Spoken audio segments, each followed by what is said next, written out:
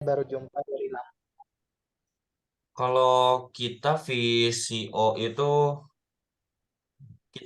tuh kemarin kita ngambil dari kalau sekarang dulu tuh kebanyakan ada di dekat di Surabaya ada daerah Surabaya, daerah Jawa Timur. Banyak di Heeh, situ Pulau. ada. Cuman kalau sekarang kita VCO itu eh, gabung sama supplier. Jadi supplier itu dia punya produk VCO juga. Jadi kita ngambil ke dia aja. Karena gini keadaan aku tuh suppliernya itu jadi kebetulan pamanku dulu pernah kerja di sini dan akhirnya dikenalin ke supplier ini. Dia akhirnya dikenalin ke supplier ini dan tapi pamanku udah keluar, aku yang digabung. Jadi dipercaya di sana. Gitu jadi keadaan dan jadi fokus Sajo tuh sekarang di marketing aja. Fokus jadi pembeli kayak gitu. Jadi barusan siap nyatat-nyatat data bayar, Kak. Gimana? Baru siap nyatat-nyatat email sama data bayarnya aja baru. Nggak apa-apa. Masih dapat data VCO tuh justru masih bagus karena VCO tuh sekarang permintaannya kalau aku boleh ngomong agak turun sekarang. Bahkan eh aku boleh jujur ya, VCO aku belum closing. Aku baru closing di produk briket aja. Aku baru produk briket sama barbecue buat barbecue charcoal. Kalau VCO kita belum bahkan. Kita bahkan kalau aku boleh ngomong harga produk-produk kita dari Sajo tuh dibilang murah lah karena eh dari supplier udah pinter juga sih. Jadi harga dia udah oke banget, kualitas juga oke. Jadi udah rutin juga ekspor si suppliernya.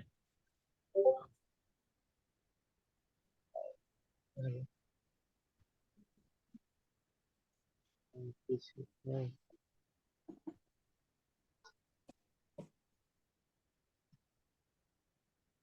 Materi hari ini apa aja ya, Kak? Kenapa? Materi hari ini pendekatan supplier aja atau ada yang lain, Kak? Mungkin hari ini lebih ke arah sharing-sharing aja sih. Sharing-sharing mungkin yang mau tanya-tanya sama mungkin pengalaman aku lah sama pendekatan ke supplier itu gimana. Karena banyak yang ngira kita sama supplier itu udah deket, ternyata belum juga. Karena bahkan kalau menurut aku mencari pembeli itu lebih gampang dibanding cari supplier yang memang udah klik banget sama kita. Itu yang susah banget. Karena aku juga dulu ngerasa sampai punya 4 supplier, 5 supplier, mungkin kalau pernah ikutan pembelajaran bisa ekspor, mungkin bisa ekspor ngomong katanya kita harus punya 4 sampai 5 supplier. Tapi setelah udah nemu dari 4 sampai 5 supplier ini, kita filter lagi nih, mana sih yang terbaik? Satu sebenarnya, kalau buat aku satu udah terbaik. Kalau udah punya satu, udah yang paling benar-benar matang sama kita, itu udah oke banget. Karena dulu aku punya sampai 3 sampai 4 supplier dan semuanya tuh rata-rata gimana ya? Aku kira tuh udah deket. Maksudnya ternyata udah oke banget nih. Ternyata masih kurang aja, masih kurang oke banget. Karena nah, mungkin sekarang gini, definisinya, mungkin aku kasih definisi sedikit.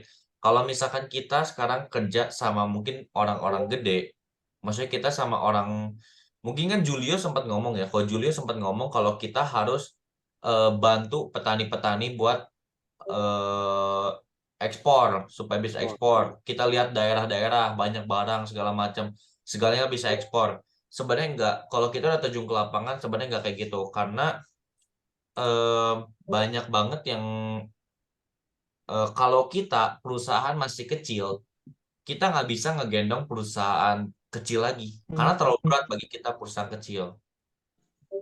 Itu yang menurutku susah. Makanya kita perusahaan kecil justru harus bergantung sama perusahaan gede. Itu yang menurutku lebih worth it dibanding kita perusahaan kecil ke perusahaan kecil lagi, ke petani belum punya badan usaha, ke UMKM. Kalau aku boleh ngomong itu lebih susah buat yang baru startup. Lebih baik kita bergantungan sama yang memang udah perusahaan besar karena itu lebih jauh lebih membantu kita banget. Dia udah ngerti tentang ekspor, dia udah ngerti tentang produk-produknya, udah pendalaman banget. Karena supplier-supplier yang udah pernah ekspor, biasanya kita tanya ini, mereka udah ngerti nih. Jadi kita tinggal belajar aja. Kita tanya ke mereka, Pak, kalau misalkan kita mau ekspor negara ini, kira-kira apa aja sih yang harus didalemin? Biasanya itu supaya itu nggak akan nanggung buat cerita kayak gitu ke kita. Karena mereka juga pasti mau produk mereka itu dibantu ekspor lagi, penjualannya lebih diperluas lagi. Mereka kan pasti mau gitu. Oke Kak, makasih ya. Mm-mm. Eh, Kak mau tanya lagi dong. Oh iya, boleh, boleh, boleh. Tadi kan katanya pas waktu di pelabuhan kan banyak mafia tadi kan ya. Ya. Itu kan termasuk kendala dari komoditi briket. Selain Mm. banyak mafia, apalagi kendalanya pas waktu di pelabuhan? Kalau misalnya di pelabuhan itu mungkin lebih ke arah mafia tuh sebenarnya bisa dibilang bukan mafia itu jadi kalau aku boleh ngomong di briket ini dibayar luar negerinya berbeda dengan produk yang misalkan kita jualan sendal, jualan makanan. Jadi berbeda. Jadi kalau misalnya kita di luar negeri itu buat produk briket, mereka tuh punya satu asosiasi, punya satu komunitas. Memang kalau misalnya kita mau impor ini harus lewat ke asosiasi ini dulu, harus daftar ke asosiasi ini dulu. Makanya kalau kayak misalkan aku orang luar negeri ya, Iya. tiba-tiba tiba-tiba mau mulai badan usaha, dia tuh mau usaha briket nih, mau impor briket dari Indonesia, itu nggak segampang itu. Karena harus lewat si asosiasi ini dulu, baru bisa barang ke mereka. Makanya Itu briket ini negara mana aja tuh? rata-rata Timur Tengah sama Eropa sih, Timur Tengah Oh, sama Timur Eropa. Tengah, Eropa. Kalau kalau China tuh biasanya dia udah aman lah, mulus. Cuman kalau China kendalanya itu harga yang mereka tawarkan murah, Lebih tapi murah, lebih murah. ya biasanya harganya murah kalau mereka tuh gitu. Biasa harganya mereka murah. Iya, Cuma iya. kendalanya tuh biasanya tuh gini. Jadi pengalamanku yang udah aku jalanin, kalau Heeh. misalnya kita di Briket ini, apalagi di bagian pelabuhan ya. Maksudnya kalau di pelabuhan tuh biasanya pihak atasan di pelabuhan, misalkan MSC, Maersk, atau One High, kayak gitu tuh biasanya atasannya tuh yang gerogotin semua uangnya. Hmm. Jadi pihak bawahannya tuh kayak nggak dapat bonus lah bisa dibilang. Jadi dia mereka nggak dapat bonus. Makanya pihak mereka lah yang akhirnya eh, pihak bawahannya itu yang sengaja delay-delay. Jadi makanya bikin kita delay, delay, delay. Kemarin Iya. untuk pertama kali kita ekspor ke Malaysia bahkan sampai delay 3 bulan. Uh. Iya, sampai sekitar 2 bulan sampai 3. Padahal produk udah jadi sekitar 1,5 bulan. Oh. Heeh. 1,5 bulan dengan packaging itu semua udah jadi. 1 bulan udah jadi semuanya packaging, tapi pengirimannya bisa ke hold sampai 2 bulan. Oh, Itu ya, berarti itu permasalahannya ya, Kak ya. Soalnya kan ya. aku kemarin pas waktu ke supplier itu kan ada dia itu delay sampai 4 bulan di gudang gitu loh. Ternyata kan, tapi tak tanya dia nggak ngaku gitu loh. Ternyata Ya. kendalanya ini dia ekspor ke Jerman. Mm-mm. Nah, nah tadi juga aku ngomong ini buat produk briket ya. Sorry teman-teman mungkin yang bukan produk briket, aku mungkin sharing tentang produk briket dulu ya. Jadi di produk briket juga ini ada beberapa problemnya yang tadi aku ngomong karena ada satu asosiasi, maksudnya ada satu asosiasi di luar negeri yang untuk mengizinkan dia impor apa enggak. Banyak karena jadi gini, ini mungkin agak susah ya, tapi mohon bisa dimengerti nih. Jadi Ya, karena ya. di Indonesia kita ada banyak permainan delay, kebanyakan ekspornya di Indonesia itu melakukan misdeclare. Jadi informasi yang kita berikan tuh misalkan A, tapi barang yang kita kirim B. Jadi produk yang kita kirim briket nih, tapi informasinya misalkan bukan briket. Kenapa? Karena kalau misalnya tercantum ketahuan itu barang digi, barang dangerous good, barang yang mudah terbakar, itu pelabuhan bakal main. Nah, karena pelabuhan main, kalau misalnya kalau ketahuan pelabuhan bakal main, tapi kalau nggak ketahuan itu barang bakal masuk aja, gampang dan harganya lebih murah.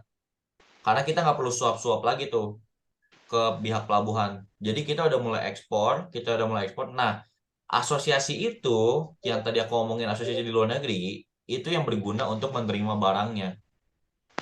Jadi mereka udah bisa ngehandle barang yang akan kita impor dengan misdeclare ini, mereka udah izinnya udah aman semua. Gitu. Iya, Itu iya, buat iya. produk briket. Thank you ya, Kak. Iya, thank you sama-sama. Oke, Oke, mungkin cuma segini aja yang join hari ini atau ada lagi ya? Nah, ya. Ko Steve, mau nanya dong kok. Oh iya gimana? Oke, jadi ini kan gua tapi mungkin lain ada mau nanya dulu nggak atau langsung gua aja nih? Silakan, silakan. Oh ya, gue nih mau nanya soalnya kan berhubungan dengan perizinan itu ya.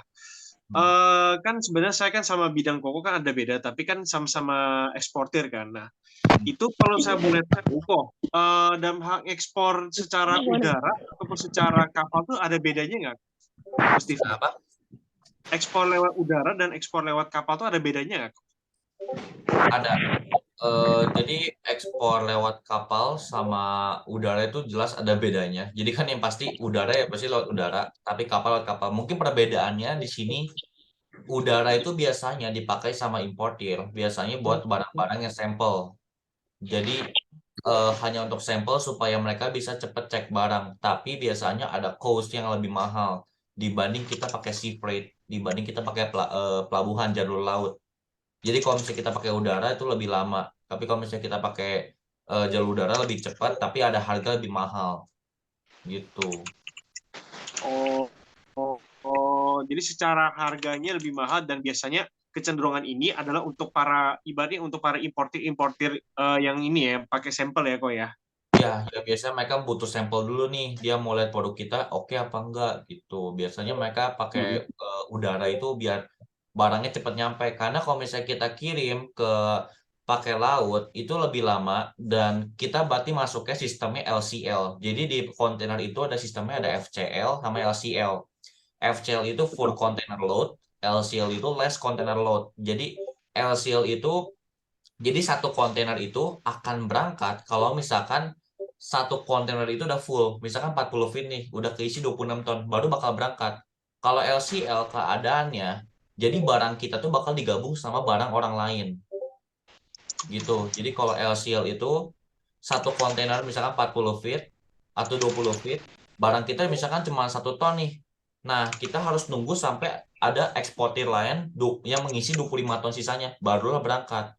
Itu LCL. Kecuali misalkan kita punya banyak uang nih, kita mau kirim 1 ton aja, tapi kita beli satu kontainer. Nah, itu mungkin definisi orang yang bakar-bakar uang. Nah, itu bisa Gitu. gitu. Mm-mm. I see. Memang Hmm. berarti ada perbedaannya ya. Terus Ya. berarti kalau boleh tahu, berarti untuk surat menyuratnya yang udara sama yang kapal ini lebih ribet yang mana kok ya? Biasanya udara lebih ribet sih. Udara Iya, Ibu. udara lebih rawan biasanya dibanding laut.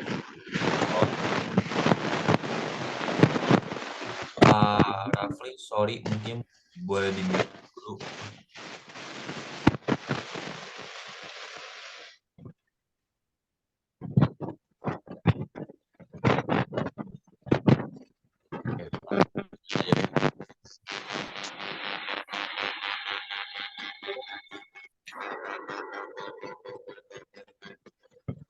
Oke, jadi mungkin kita masuk ke bahasan etika ya. Tadi ada yang nanya etika gimana sih kita ketemu supplier. Mungkin di sini yang tadi aku ngomong, mungkin banyak di sini yang udah nemu supplier sih. Maksudnya udah nemu supplier, cuman kata supplier di sini tuh banyak yang udah ngira supplier itu hanya ikatan antara gua udah punya produk ini, gua udah tahu supplier ini jualan produk ini, sama dia bisa menjualkan barang itu ke kita. Kadang hanya sebatas itu yang dipikirkan orang-orang. Tetapi sebenarnya yang harus mereka tahu tuh, kalau menurutku tuh kalau misalkan supplier itu wajib banget kalau misalnya udah erat banget lah sama kita. Karena kalau misalnya udah erat banget tuh bakal ngebantu kita banget sih kalau menurut aku. Jadi contohnya mungkin kayak supplier aku yang saat ini, dia tuh udah ngerti banget di bidang ekspornya. Jadi kalau misalkan kita mau kirim apa atau mungkin nanya-nanya apa, mereka fast respon, mereka udah tanya-tanya apa tuh semua mereka udah tahu jawabannya. Nah, jadi mungkin aku ceritain dulu pengalaman aku ya, maksudnya mungkin di sini banyak lah mungkin yang udah lebih senior dibanding aku, cuma mungkin aku sharing-sharing aja di sini. Jadi umurku tuh kan masih 18 tahun ya saat ini. Masih 18 tahun. Kak Erik, kenapa Erik? Jadi umurku masih 18 tahun dan baru lulus tahun kemarin lah. Baru lulus tahun kemarin dan di sini tuh aku baru bisa sampai closing tuh baru sekitar 1 tahun setelah belajar. Mungkin lama karena kemarin kan ada kewajiban yang memang aku harus beresin dulu sekolah. Nah, akhirnya aku belajar dari Julio ekspor dulu, bisa ekspor, dan sampai ikut pelatihan di PPEI itu yang diselenggarain sama Kementerian Perdagangan yang datang langsung ke Jakarta. Nah, dari situ kan mungkin kita udah belajar dulu semuanya dan belajar semua basic ekspor lah. Cuman namanya pemerintah dan semua yang diajarin sama mereka tuh pasti cuman yang manis-manisnya aja kalau menurut aku. Dari belajar dari Julio, dari kita belajar dari di PPI itu sebenarnya sama aja. Mereka ngajarin kita cuma yang manis-manisnya aja, nggak pernah ngasih tahu yang negatif-negatifnya. Kalau aku boleh ngomong, mungkin pemerintahan bantu kita UMKM untuk ekspor itu sebenarnya bisa dibilang agak-agak itu ya, misalnya agak-agak ya tau lah ya. Nanti aku mau tayangin di YouTube nanti, kalau ada yang lihat aku disenggol nanti, jadi nggak bisa aku sebut juga. Nah, setelah habis dari cari-cari nih, kita mulai cari-cari supplier. Awalnya kita nentuin itu dari produknya porang. Kita mau belajar dari produk porang dulu. Nah, dari belajar produk porang tuh kita sampai pelajarin produk itu masa tanamnya, masa-masa kayak gitunya. Cuman kita kenapa nggak berjalan lancar di porang? Karena di porang sendiri itu ada masa-masa di mana tanam itu 6 bulan baru bisa tumbuh lagi 6 bulan lagi. Nah, jadi lama banget prosesnya. Jadi kalau misalnya selama 6 bulan tidak lagi masa tanam, nggak bisa kirim kan. Apalagi terus tiba-tiba regulasinya berubah tuh kemarin. Nah, buat cek regulasinya tuh kita bisa cek di insw.id yang dari website pemerintah. Itu ada regulasi barang ini bisa diekspor atau dilarang atau dibatasin. Itu ada di sana di NSW. Nah, setelah dari kita nah benar tuh kata insw.go.id. Nah, dari situ kita udah tahu tiba-tiba ada perubahan tuh. Barang yang kita mau ekspor porang ini tiba-tiba barangnya tiba-tiba masuk latas. Jadi dibatasin barangnya. Dan akhirnya tiba-tiba kebutuhan pembeli pun berubah. Kebutuhan pembeli itu tiba-tiba mau jadinya porang yang udah dijadiin gum, jelly gitu. Sedangkan Indonesia sendiri kebanyakan tuh baru bisa dijadiin tepung. Gak ada yang bisa dijadiin gum. Akhirnya kita memutuskan buat ganti. Nah, sampai akhirnya kita baru pindah ke produk minyak kelapa. Nah, di minyak kelapa ini yang pusing sebenarnya. Di minyak kelapa tuh kita sampai survei ke daerah Kuningan, di Cirebon sana, kita sampai ke Surabaya, kita sampai kemarin ke Kebumen.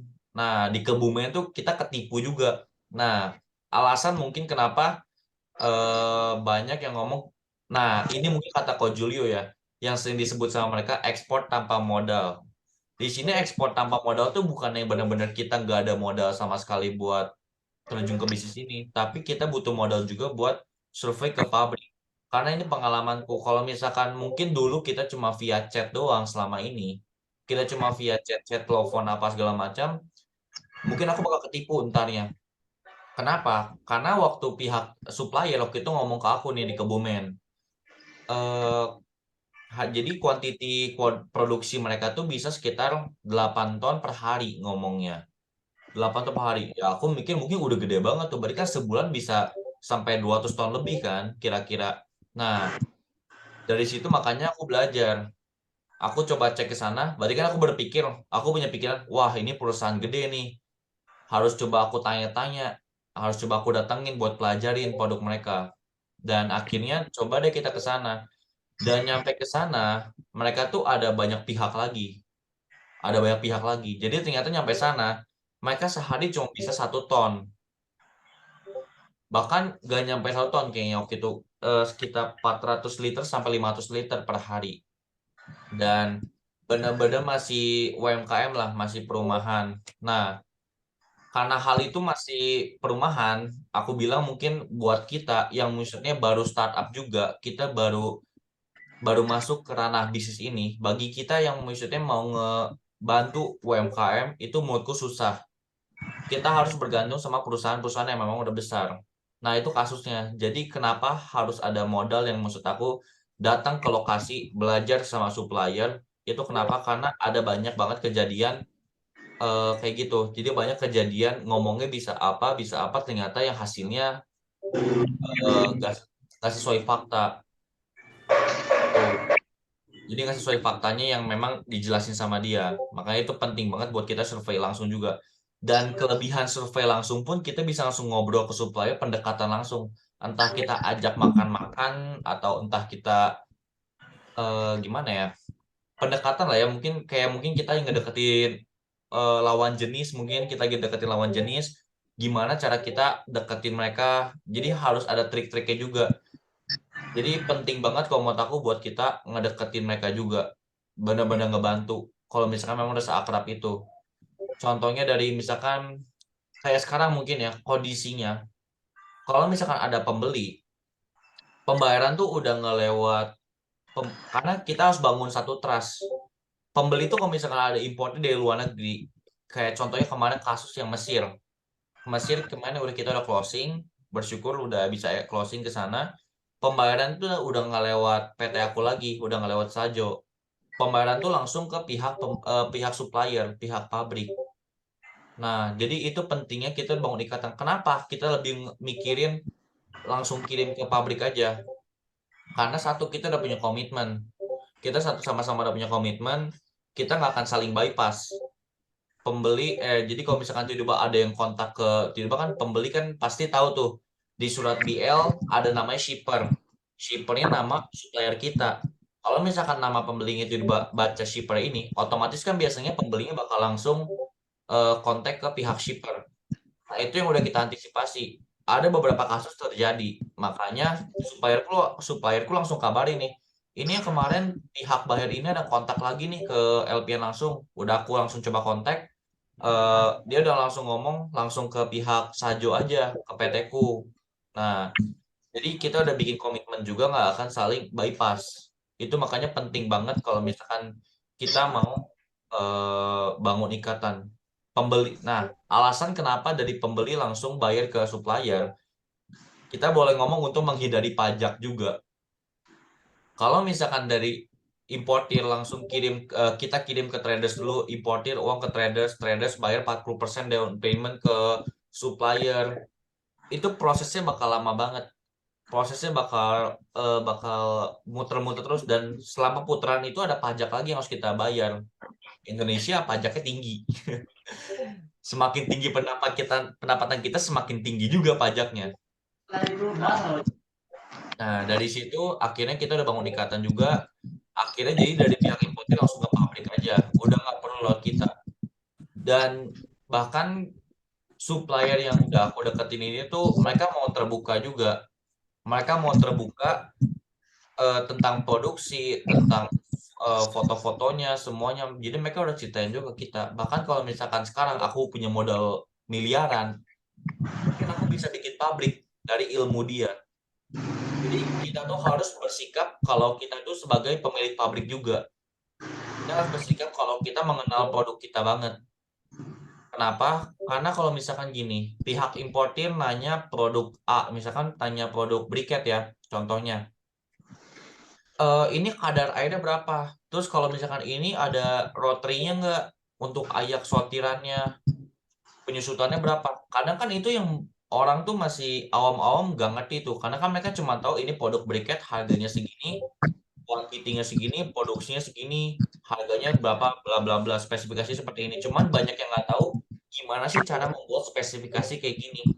Nah, itu yang perlu kita tahu juga. Kenapa? Kalau misalkan dari pihak impor dia nanya ke kita dulu, nanya ke kita. Jadi pembeli bayar langsung nanya ke kita nih. Nanya ke kita, terus kita harus tanya dulu ke supplier. nanya lagi. Nanti belum lagi kalau misalkan suppliernya ada, mungkin dia lagi ada meeting mungkin, atau kita ada apa, itu kan bakal makan waktu banget ya. Jadi buyer pun udah ngerasa kayak lama banget nih dibalasnya, nggak fast respon. Nah itu penting banget tuh. Mungkin kayak kita contohnya kasus kita di Indonesia, kita mau beli barang tapi mungkin dibalasnya 2 jam 3 jam.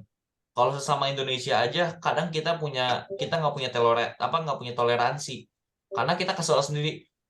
Gue udah nunggu 3 jam kok masih belum ada kabar ya, lama malah sendiri kan. Apalagi ini bisnis yang aku bilang, ekspor ini bisnis yang kuantitinya besar dan omsetnya pasti miliaran atau mungkin ratusan juta. Nggak mungkin cuman 10 juta, 2 juta, 5 juta tuh mustahil kalau menurut aku, kecuali sampel ya. Dan barangnya pun nggak mungkin 10 juta. Barangnya itu paling mahalnya sama ongkir, makanya bisa 10 juta. Nggak sih, sampel juga nggak nyampe 10 juta sih kalau ongkir. Nah, jadi itu penting banget kalau misalnya kita bangun relasi sama supplier udah sedekat itu sih. Karena segala prosesnya itu kita udah dapat ilmunya dari supplier kita. Supplier kita udah mau sharing ke kita. Gimana sih cara kita nanganin pembeli-pembeli yang kayak gini. Mereka tuh udah sharing ke kita. Jadi kita ketemu buyer pun lama-lama kita udah paham nih. Oh, kalau ada buyer kayak gini, negosiasinya gimana? Aku udah ngelewatin sekitar 300 pembeli kayaknya. 300 pembeli dari GoForward, semuanya sampai ribuan mungkin dari GoForward data-datanya. Itu banyak banget nih yang udah aku pelajarin juga. Gimana sih misalnya cara respon mereka, apa sih yang biasanya mereka chat. Jadi ketika ditanya pertanyaan itu aku udah gak kaget. Aku udah catat di otakku, maksudnya jadi kalau oh nanya gini, kita udah tahu jawabannya apa. Sedangkan kalau kita nggak tahu mau jawab apa, kadang kita ke supplier tuh nanya lagi, itu yang bikin lama prosesnya. Makanya penting banget kalau kita udah tahu produknya dalam-dalam, kita udah tahu supplier ini kira-kira kalau ditanya barang ini sanggup apa enggak, itu bakal penting banget. Karena kalau nunggu respon dari si supplier lagi, itu bakal lama. Jadi supplierku udah trust juga kita. Kalau misalkan kita ngomong A, mereka juga oke percaya A gitu. Jadi mereka nggak percaya ke buyer, mereka percaya ke kita. Buyer percayanya ke kita juga. Jadi sama-sama kita jadi jembatan untuk dipercaya satu sama lain. Gimana cara kita bikin percaya pembeli, gimana juga kita bikin percaya ke supplier, itu juga penting. Gitu. Karena penting banget sih. Nah, mungkin ini yang ngomongin ngomongin respon yang cepet ya, atau mungkin mau direspon cepet, itu juga kita harus menyesuaikan sama negara tujuan. Negara tujuannya misalkan Eropa yang memang beda 12 jam. Mungkin kita harus coba email itu di antara jam 12 malam atau mungkin jam 10 malam, jam-jam kayak gini. Karena di luar negeri sana beda 12 jam, otomatis di sana baru jam 9 pagi. Atau jam 10 pagi, atau jam setengah 10 sekarang. Itu mungkin jam-jam sekarang tuh mereka baru buka laptop, baru buka email. Karena kalau kita email jam 3 sore atau jam-jam mungkin di mereka yang masih jam malam subuh, mereka kan nggak mungkin buka laptop buat email, misalnya buat cek-cek email, itu nggak mungkin. Makanya kita mengikuti jadwal mereka. Nanti seterusnya kalau misalkan kan lama-lama juga capek ya kalau misalnya kita setiap subuh harus bangun buat chat dia. Lama-lama dia bakal terbiasa juga. Kalau dia mau chat kita bakal ambil jam tengah-tengahnya aja. Entah kita meeting di jam 6 malam, jadi di antara jam 6 malam mereka berarti jam 6 pagi mungkin. Jadi kita udah mulai negosiasi di situ. Jadi di jam segitu. Jadi lama-lama buyer pun bakal terbiasa sendiri.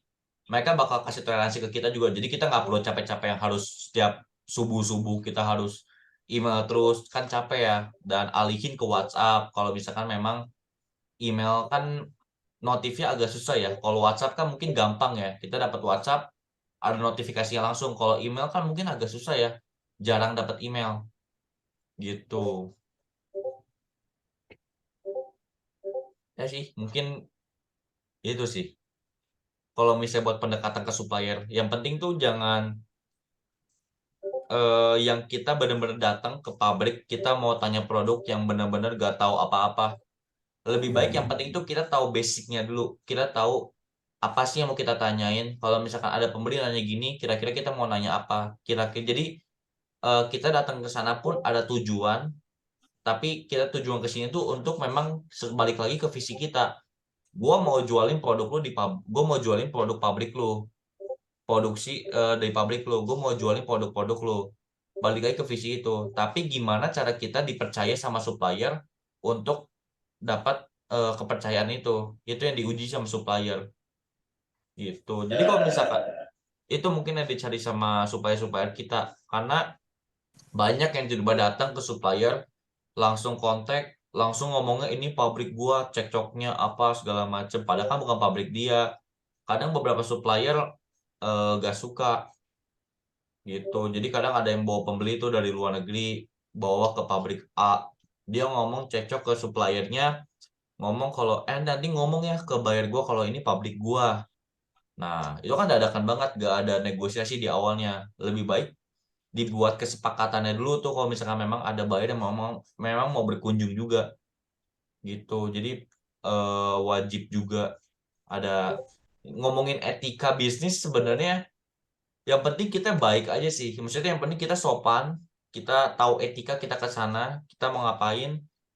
Buyer pasti terbuka sama kita kok. Misalnya supplier pasti terbuka sama kita. Supplier pasti mau sharing ke kita tentang produknya, tentang produksi, tentang pengalaman-pengalaman dia. Karena pengalaman yang mereka udah jalan pasti udah lama banget lah. Mereka untuk bisa di tahap membuat pabrik itu mereka udah oke banget lah. Maksudnya mereka kan pengalamannya pasti udah jauh tuh. Mereka udah nge-handle, nge-manage pabrik itu kan nggak mungkin yang cuma 1 bulan 2 bulan, pasti udah bertahun-tahun pengalamannya. Nah itu yang harus kita gali terus tuh supaya kita bisa dapat ilmu dari mereka. Itu yang penting kalau menurut aku. Gitu. Wah lumayan panjang ya. Oke mungkin ada pendapat mungkin yang mau disampaikan nih. Minum dulu bentar ya.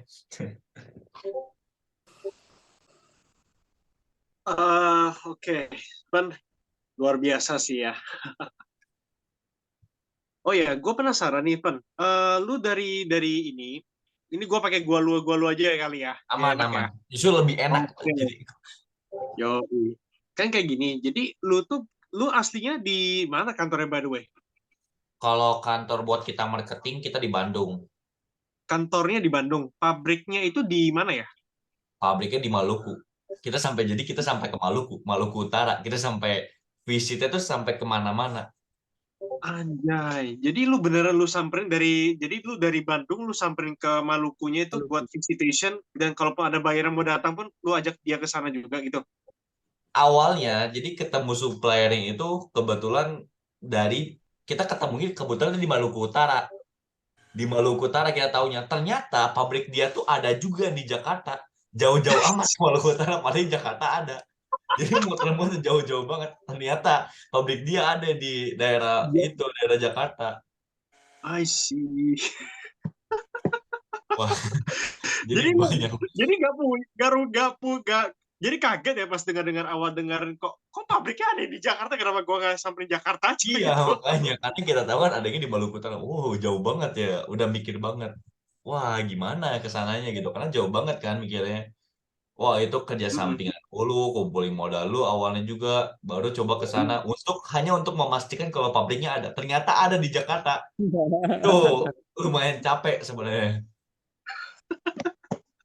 Terus lu dari awal itu pas udah kontak-kontakan itu udah langsung oke nggak dia mau nyuplai lu, atau per waktu sampai lu beneran jadi sohib gitu sama si pabrik gitu? Nah, ini ada cerita lucunya lagi. Jadi waktu itu sempet, jadi dia tuh pihak supplier ini, jadi dia punya atasan paling tinggi lah, mungkin paling tingginya pemimpin ya. Dan di Hmm. bawahnya tuh dia punya mungkin manajernya lah, mungkin bisa dibilang kayak yang kepala produksinya. Nah, waktu itu yang ketemu sama aku tuh justru yang pimpinannya, ketemu yang paling besarnya. Kita ketemu di Bandung. Tapi Mm-mm. yang aku pikirin tuh pertama kali ketemu, lu siapa sih? Maksudnya lu kayak nggak tahu apa-apa, kayak gue lebih pintar dibanding lu. Jadi ngerasa kayak kita lebih pintar, kita ini siapa gitu. Kayak kita nggak nggak mau mengakui kalau misalkan dia tuh siapa. Dia cuma ngomong kalau dia tuh produsen kelapa, dia produsen briket, dia apa. Tapi waktu aku tanya, punya sertifikat ini nggak? Nggak ada. Punya sertifikat ini nggak ada. Ternyata waktu berapa hari kemudian, dia berapa bulan kemudian tuh 2 bulan 3 bulan, aku lagi ada pembeli nih briket. Waktu itu kebetulan produkku tuh masih minyak kelapa. Aku belum ngerti briket itu apa. Ternyata waktu aku cek, maksudnya waktu aku tanya-tanya, ternyata pamanku pernah kerja sama dia dulu. Pernah kerja sama dia. Berapa bulan akhirnya kenal. Ternyata dia punya pabrik 3 biji. Kan kaget gitu kan. Buset.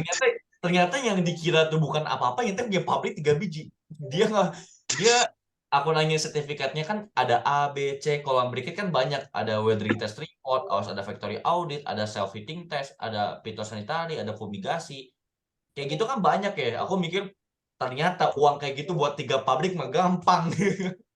Buat mereka mau buat gampang ternyata. Dan akhirnya dia kenal sama satu yang kepala produksinya ini, pinter banget selama ini. Jadi kita nggak tahu karena awal aku udah ngejudge duluan ke mereka. Lu siapa sih? Maksudnya kayak nggak cocok nih, nggak cocok kerja sama gua, nggak cocok. Ternyata mereka pinter banget dan aku hari ini malahan yang pikir gua harus sujud ke dia kayaknya karena dia yang ngebantu gua banyak. Dia yang ngasih ilmu ke gua sampai kalau gua punya modal mungkin gua bisa bikin pabrik ke depannya. Gitu. Jadi itu bodoh banget sih. Coba dari lu udah deket selama 2 bulan 3 bulan tuh mungkin lebih akrab lagi. Kalau dulu rasanya lu siapa sih, lu kayak bukan apa-apa gitu. Ternyata 3 bulan kemudian cek punya 4 pabrik 5 pabrik dia. Itu 3 pabrik yang produksi 24 jam, belum gudang-gudangnya. Walah, bisa beli rumah gua berapa biji tuh kayaknya. Benar-benar jackpot ketemu pemain besar ya bro ya. Iya, jadi sebenarnya kalau aku boleh ngomong, kalau kita yang startup, kalau kita yang baru startup, kita mau kerjasama sama startup juga, kita sih ketemu sama UMKM itu kalau menurutku susah. Lebih baik kita kerjasama sama yang memang udah pabrik-pabrik gede karena jauh lebih enak. Sampai ke Kebumen, sampai kemana, ke daerah Cirebon, daerah selatan semua yang belum ada tol, daerah macet. Itu perjalanannya lumayan jauh. Terus ternyata setelah aku coba, waduh susah ya kalau kita kerjasama sama UMKM. Sedangkan mereka tanya-tanya kita, sedangkan kita juga belum ada pengalaman. Itu yang bikin aku berat. Kita belum ada pengalaman di pelabuhan, kita belum tahu apa-apa. Tapi sedangkan mereka pun nggak tahu. Kita yang malah ditanya-tanya, kita nggak tahu apa-apa. Karena kan mereka berharap produk mereka bisa diekspor. Sebenarnya agak jahat ya kalau aku boleh ngomong. Agak jahat kalau misalnya kita kayak gitu. Jadi yang bisa ngegendong UMKM ini adalah orang-orang besar lagi. Kalau orang-orang kecil kayak kita, maksudnya yang kita baru belajar, sorry. Ya. Maksudnya orang yang baru belajar untuk masuk ke orang yang baru mau belajar juga, kita gitu itu susah banget sih. Lebih baik bergantung sama emang yang udah berpengalaman. Kita digali pengalamannya. Itu lebih membantu banget. Gitu. Jadi kayak gini, berarti Bro Steven berarti pas ketemu, jadi pas udah ketemu pabrik itu udah lega banget oh ya, tapi kayak gini, lu tahu dari mana ketika lu mau mulai ekspor barang UMKM dan lu tahu itu bakal kesulitan? Setelah kita udah nyobain terjun ke lapangan, kita survei ke daerah-daerah kayak gitu, cari tahu tentang produk basic-basicnya. Karena mungkin aku yang tinggal di kota, kita nggak tahu produk apaan sih ini, gimana sih cara tanamnya, kita kan nggak tahu apa-apa tuh. Dan akhirnya kita baru sadar, maksudnya kita belajar ke mereka tuh untuk dapat basic-basicnya aja. Tapi mereka yang belum pernah ekspor, mereka nggak tahu nih, ternyata produk briket ini ternyata ada monopolinya, ternyata ada mafianya, ternyata ada permainan di sana gitu. Jadi kita harus tahu juga potensi pasar di luar negeri kayak gimana. Ikuti berita-berita luar negeri itu penting juga sih. Kayak sekarang mungkin kan kayak Amerika lagi inflasi, terus lagi ada krisis moneter di India, Pakistan juga lagi krisis. Itu kan lagi, berarti kan bukan negara-negara yang harus kita tuju, karena dengan kita ke mereka pun kayak nggak ada jawaban dari mereka.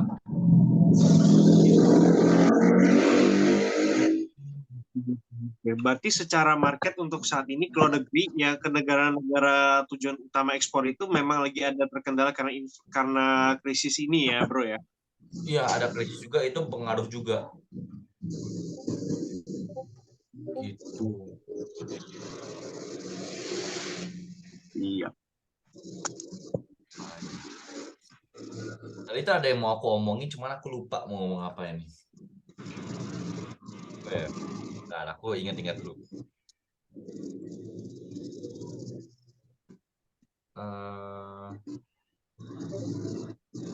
Wah, lupa.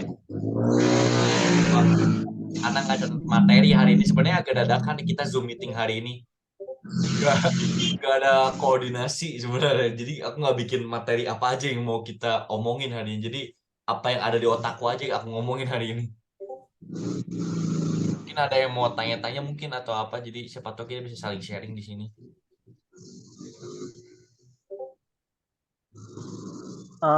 Anu kak, kok bisa Arang berangkatnya ke Mesir itu gimana itu? Kenapa kok nggak ke, kan lagi rame di Jerman, di anu itu kan? Kebetulan kemarin yang kemarin itu keadaannya kan kita lagi bikin booth Trade Expo di Jakarta yang bulan Oktober tahun Bulan Oktober itu. 2022. Oh, Ya, kita ada bikin booth juga di sana. Dan kebetulan kemarin itu yang maksudnya ada beberapa pembeli yang memang dari Mesir yang datang. Dan yang connect sama kita orang Mesir. Nah, terus setelah itu kita ada koordinasi selama 1 bulan lah. Sampai akhirnya muncul quotation, sampai akhirnya muncul dokumen-dokumen itu kira-kira 1 bulan lah. Dan akhirnya memutuskan ya mungkin hokinya di Mesir makanya bisa dapat. Tujuannya sebenarnya kita sebaring ke Timur Tengah tuh semuanya, Dubai, Lebanon atau negara-negara gitu semua kita targetin. Atau target-target Eropa. Mungkin kayak contohnya bulan-bulan kemarin Eropa. Karena kan di Eropa lagi musim dingin tuh kemarin, lagi musim dingin. Otomatis harusnya kebutuhan arang lagi naik karena mereka naik. butuh penghangat ruangan. Mereka butuh penghangat. Harusnya itu goalsnya waktunya buat kita masuk ke sana. Cuma memang dibilang mungkin hoki kita, maksudnya beruntungan kita tuh ada di Mesir kemarin. Makanya kita closingnya di Mesir. Mesir 2 kali bahkan. Yang Oh berarti lo itu dapat buyer itu waktu pameran ya, bukan dari email-email gitu ya? yang pertama dari email, yang kedua dari Expo, Trade Expo. Oke. Pertama dari email. Nah, mungkin ini banyak yang miss juga nih. Jadi selama ini kalau kita pakai Go Forward, kita cuma email dari platform Go Forward-nya. Itu kalau menurutku tuh kesalahan besar karena maksudnya lebih bagusnya kalau bisa ada yang pakai Go Forward itu langsung kita cari di LinkedIn nama company-nya. Siapa tahu di LinkedIn ada dan baru di LinkedIn kita bisa link ke WhatsApp. Tuh.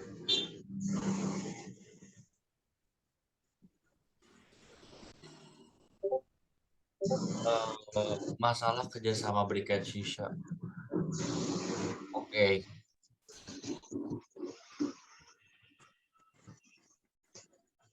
Kalau misalnya masalah kerjasama Briket Shisha tuh maksud aku tuh lebih ke arah jadi PT kita tuh jadi sebagai supplier aja sih. Kita sebagai supplier harga biarkan mereka yang markup sendiri. Maksudnya biarkan kalian yang markup. Jadi pihak kita tuh bantu untuk supply aja. Gitu. Karena harga ke pabrik pun sama.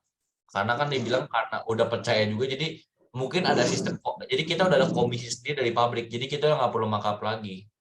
Jadi mungkin kerjasama di sini tuh jadi kayak mungkin yang pusing buat cari produk apa, mungkin aku bisa rekomendasi Briket karena yang bisa aku spesialin dari produk aku dari harga juga, dari harga dan quality. Nah, dari harga mungkin kalau orang-orang tanya Briket harganya berapa? FOB di atas 1.400, 1.300 ke atas. Baru FOB. Tapi kalau harga dari saja mungkin aku buka-bukaan CIF masih CIF Middle East di harga 1171 per tonnya sekarang.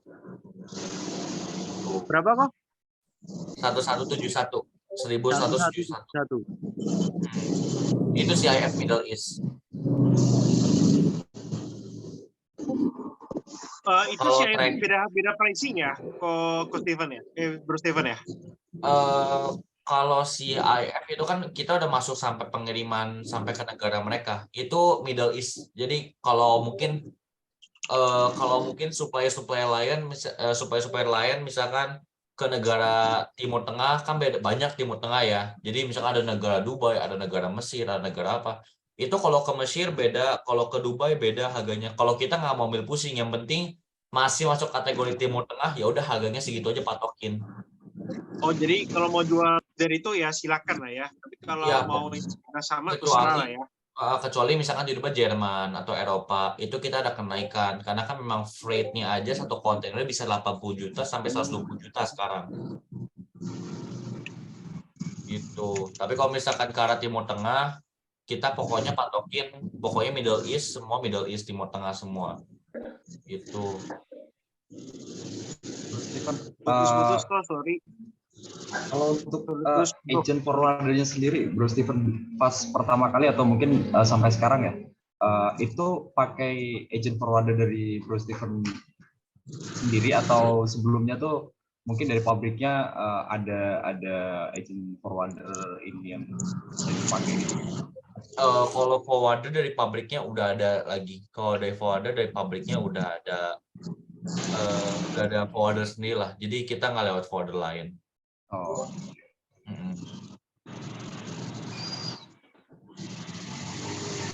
Oh ya, ke Mesir itu pakai shipping line apa? Kemarin kita pakai Maersk. Kita pakai Maersk kemarin.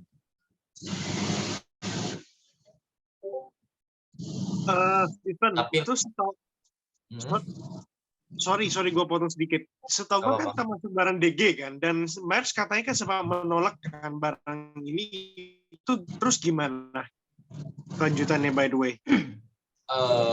Itu sebenarnya bukan masuk ke ranah aku ya. Maksudnya itu pihak pabrik sebenarnya yang urus kemarin. Jadi pihak dari supplier itu dia tarik kontainer dari Singapura Maersk dan akhirnya bakal dipindahin ke MSC. Nah, ada perubahan-perubahan gitu sebenarnya aku sendiri masih belum yang paham banget, tapi lebih baiknya kalau mau aman pakai MSC karena Maersk itu udah pasti menolak barang-barang DG.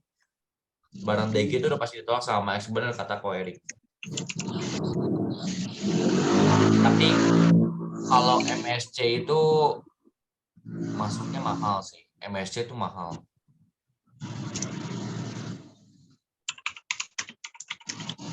Kalau pasar Amerika tuh lagi bagus gak ya? Amerika lagi inflasi sih sekarang. Maksudnya dia lagi Eropa tuh lagi inflasi. Jadi sebenarnya balik lagi produknya apa? Pasar Amerika tuh maksudnya produknya apa? Lebih ke arah produknya. Oh, mau tanya kalau Bayam minta quotation kita kirimkan harga sesuai dengan kuota. Iya, kalau mau nanya quotation kita berarti masuknya udah kirimin harga. Sebenarnya quotation itu jangan terlalu buru-buru dikasih. Kalau menurutku quotation itu lebih baik kita udah matang semuanya dulu. Maksudnya kita udah clear semuanya dulu. Jadi apa yang dia mau, apa yang dia semuanya dari segi packaging atau semuanya udah jadi selesai semuanya. Barulah nanti kita terbitin quotation. Jangan terlalu terburu-buru karena kalau quotation udah terbit nanti kita sadar rubah-rubah lagi, lebih baik udah di link semuanya baru kita bikinin harganya, incotermnya seperti apa, payment termnya udah dinegosiasi, udah semuanya baru kita bikin quotation. Itu lebih bagus. Kalau dari marketing, ya sorry potong nih kok. Kalau dari marketing dari Sabuana sendiri nih, Steven, kalau misalkan by chat WhatsApp ataupun email, mungkin WhatsApp itu biasanya alur untuk negosiasinya tuh dari mana ke mana sih gitu, kalau bisa digambarkan sederhana gitu. Biasanya kan pastinya kita tanya dulu tujuan ya. Pasti kita tahu nih tujuan kita tujuan email atau chat dia kan pastinya kita mau offering produk kita pastinya dari awal. Jadi nggak masalah kalau misalkan kita dari awal kita offering. Jadi kita tanya misalkan apakah benar maksudnya lu butuh produk gua gitu, lu butuh produk briket atau lu butuh produk yang sekarang gua produksi, itu nggak masalah kalau misalkan memang mau kita tawarin di awalnya, kita kasih tahu produk katalog kita. Makanya penting banget yang aku udah omongin, bikin produk katalog yang memang sedetail mungkin, selengkap mungkin, supaya buyer pun udah nggak perlu tanya-tanya lagi ke kita. Buyer udah nggak perlu yang harus ribet untuk nanya tentang produksi, tentang apa. Kalau bisa kita bikin juga albumnya, kita bikin album produknya, itu juga penting banget. Jadi maksudnya ngebantu lah, bukan penting banget ya, tapi lebih karena membantu. Jadi buyer pun ketika ketemu sama kita, oh ini supplier ini, eksportir ini udah lengkap nih, udah detail, gue udah nggak perlu tanya banyak ke dia. Gitu. Terus barulah nanti mungkin masuk ke tahap-tahapnya,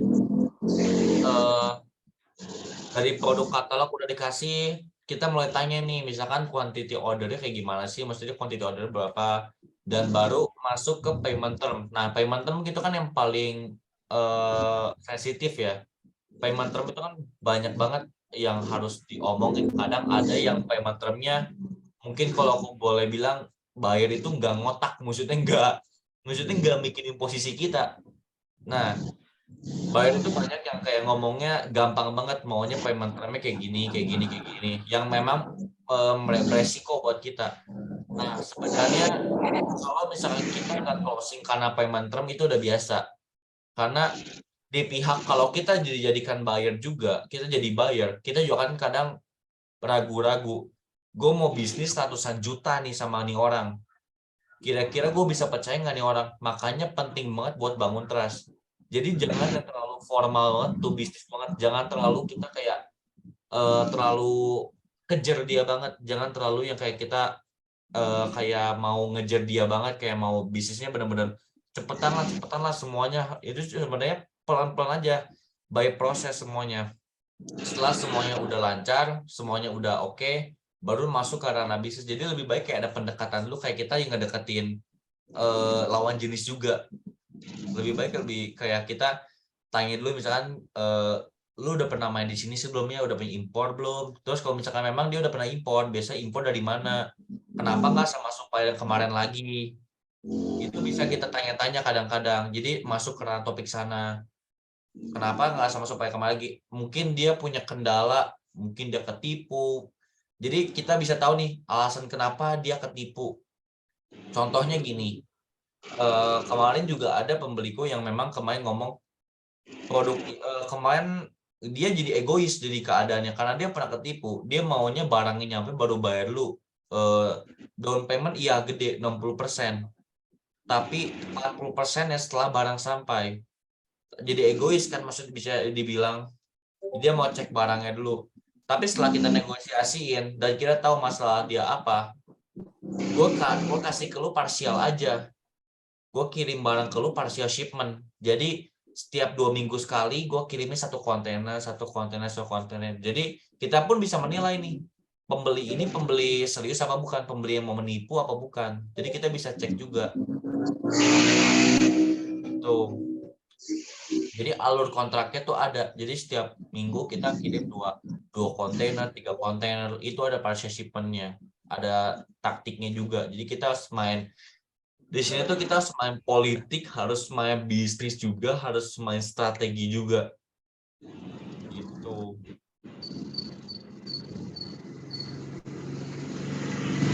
Kalau nanya trade export kayak modal berapa? Kemarin kayaknya kita butuh modal kayak sekitar 40 sampai 45 deh kemarin kayaknya. Nah, ini yang mau aku omongin, baru ingat sekarang.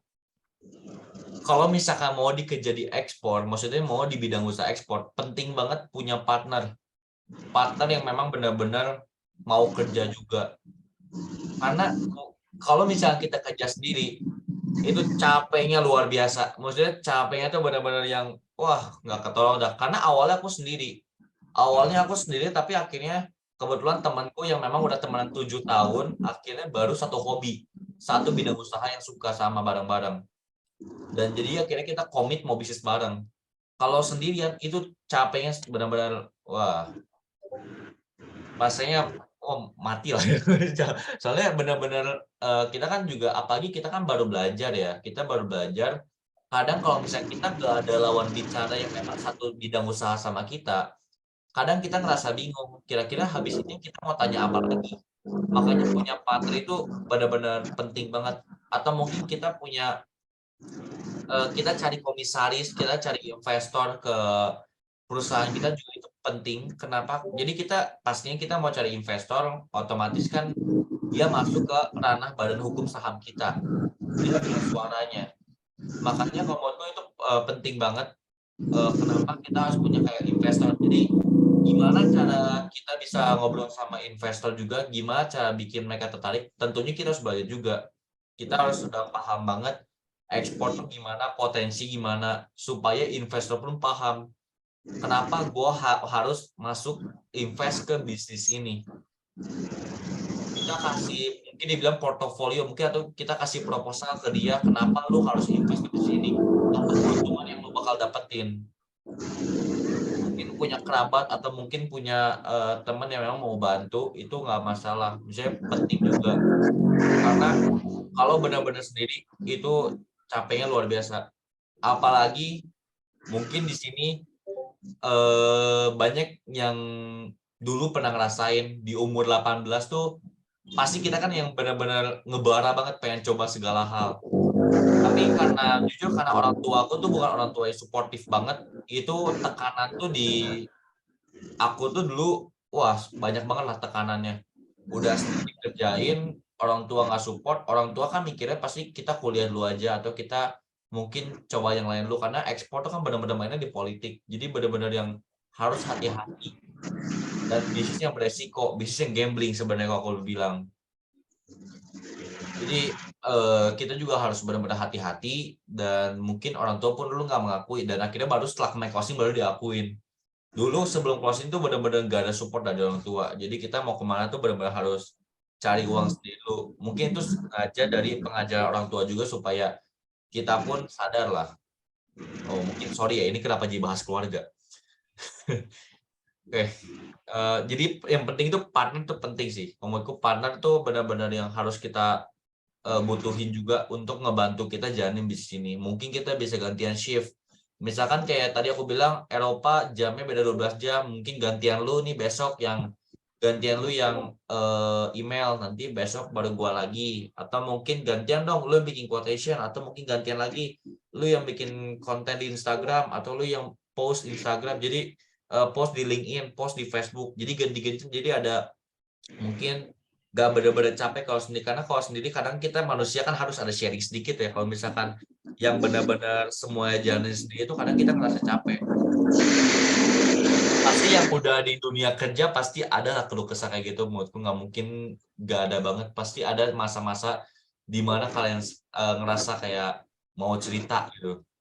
Itu gunanya partner tuh penting banget, makanya butuh partner yang memang sehobi sama kita, satu bidang bisnis yang sama lah, itu benar-benar membantu banget. Tuh. Terus apa ini? Itu udah include sama semua packagingnya, packaging inner boxnya udah. Itu buat yang bisnis berikutnya tuh, kalau misalkan CIF otomatis sudah sama, kadang udah masuk CIF ya, berarti udah masuk ke packaging. Tapi kadang packaging ada harganya, ada additional. Kadang kan biasanya pembeli tuh ada yang minta lebih dari 3 warna atau 4 warna. Kalau 2 warna harganya udah sama. Tapi kalau misalkan memang yang packagingnya aneh-aneh ya, kadang kan permintaan pembeli tuh ada yang mintanya mau private label atau ganti packaging tuh yang memang request. Nah itu yang harus di hati-hati, karena takutnya mau untung jadi buntung nanti. Kita harus pikirin juga, karena kan jangan sampai gagal packagingnya kayak gini jadi merugikan juga. Karena kadang ada bisnisnya, kadang ada yang packagingnya aneh-aneh.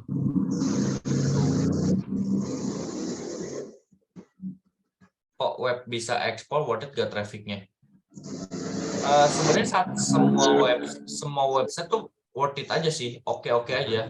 Yang penting kita bisa atur SEO-nya, kita bisa atur Google-nya, kita bisa atur si iklan dari Google-nya. Misalkan kalau misalnya kita cari supplier coconut charcoal briquette, jadi kita cari di Google bukan nama perusahaannya, tapi kita cuma tulis supplier coconut charcoal briquette misalkan. itu bakal muncul nama website kita di paling atas, atau mungkin supplier fish, jadi ikan, jadi supplier ikan nanti bakal muncul di paling atas website kita. Itu harus diatur sama memang yang orang-orang yang jago mungkin di digital marketing ya, karena aku sendiri ada minta orang lagi, jadi gak bisa sendiri juga gitu.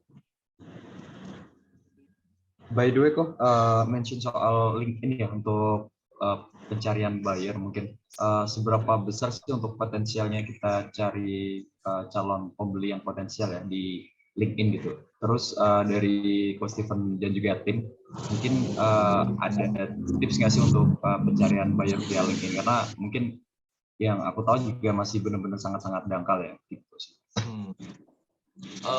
Kalau Kak Asta mungkin ada join ke GoForward nggak, atau benar-benar bergantung LinkedIn aja?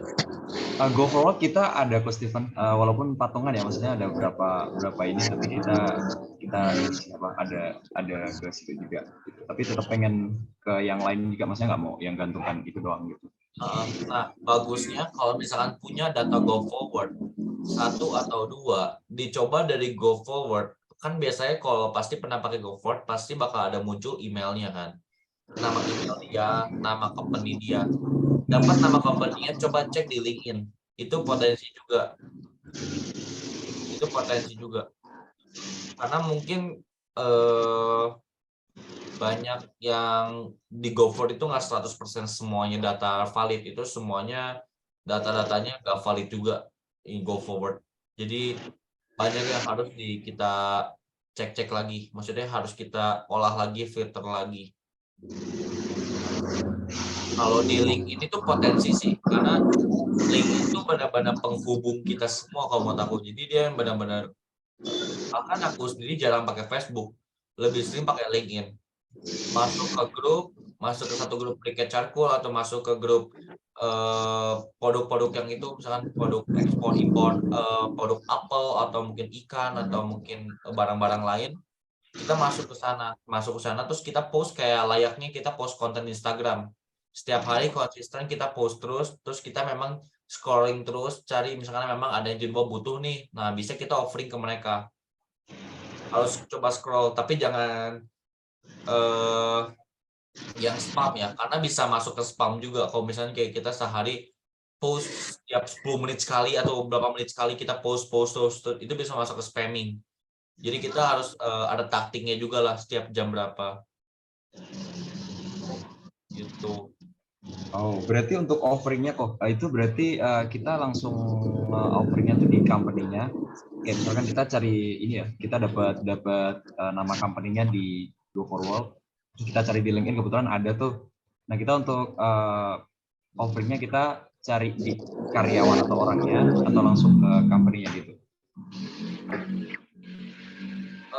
Langsung di LinkedIn company-nya. Kita ketemunya siapa, kita coba di LinkedIn-nya company-nya langsung. Tapi kalau misalkan memang ada mungkin ada orang yang bisa kita hubungin, misalnya personal ya, bukan company-nya, itu juga nggak masalah.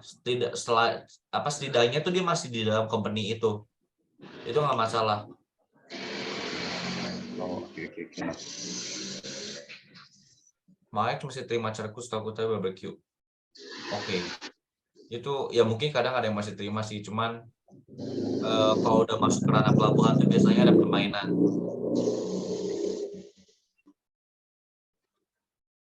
Izin bener kok ada pengalaman di komoditi batu bara nggak? Kalau ada izin apa aja perlukan dan dokumen apa yang diperlukan? Batu bara kita masih belum berani main sih. Itu justru lebih ranah bisnis yang susah lah. Mafianya gede bro, kalau batu bara tuh loh. Pemainnya nggak mungkin pemain kelas teri, pasti kakap semua itu yang benar-benar. Iya, gila-gila semua, sekali main itu minimal bisa puluhan, ratusan ribu metrik ton, bahkan gue bilang bisa jutaan kali. Kalau lo mau lihat yang gede mungkin kayak si Roni Abbas, kalau lo pernah dengar itu lah. Roni ya, Roni yang Indonesia Export Channel ya. Iya, IEC itu lah. Itu kan dia main batu bara tuh. Mainnya kan gede-gede itu. Kalau batu bara setauku tuh bukan mainnya kontainer, mainnya kapal. Jadi satu kapal, satu vessel, ya mother vessel, satu mother vessel benar-benar semua batu bara di sana. Kalau menurutku batu bara jangan disentuh lah bagi kita, kalian jangan. Mafianya gede bro. Susah resikonya terlalu gede. Kita benar-benar dari kita buat kita membayarnya juga, ngelobinya aja bisa ratusan juta kayaknya buat ngelobi pembelinya.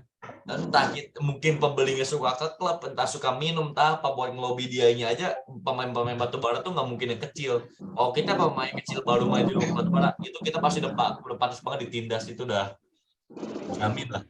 Nggak usah disentuh lah itu, karena permainannya benar-benar politik dan pemerintah yang main. Kalau itu pemain-pemain itu lah yang main.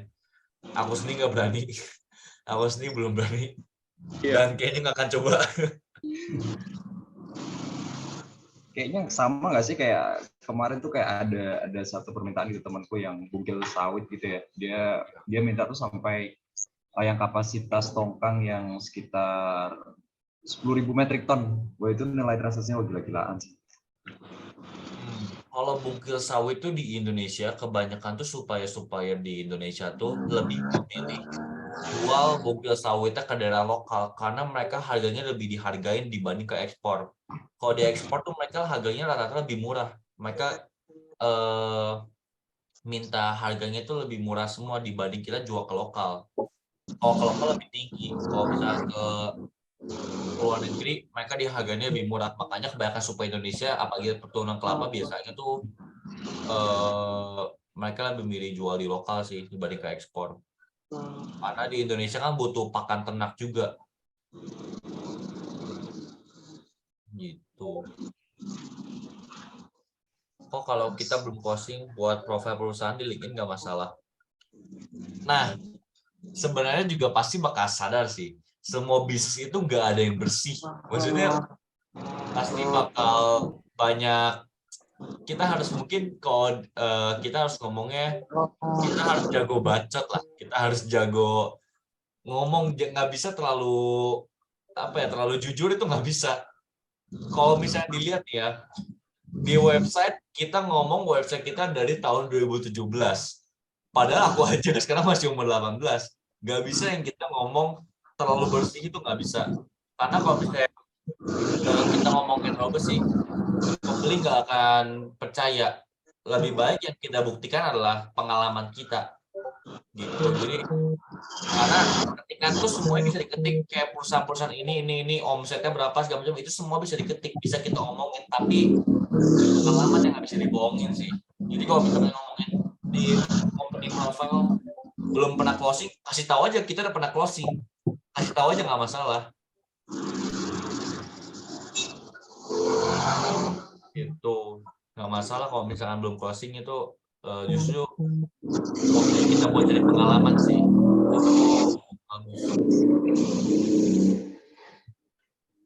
Harga piket kok itu udah termasuk kok yang urus pengiriman atau kita ngurus yang pengiriman? Itu semua udah kita urus, semuanya udah kita urus buat pengiriman.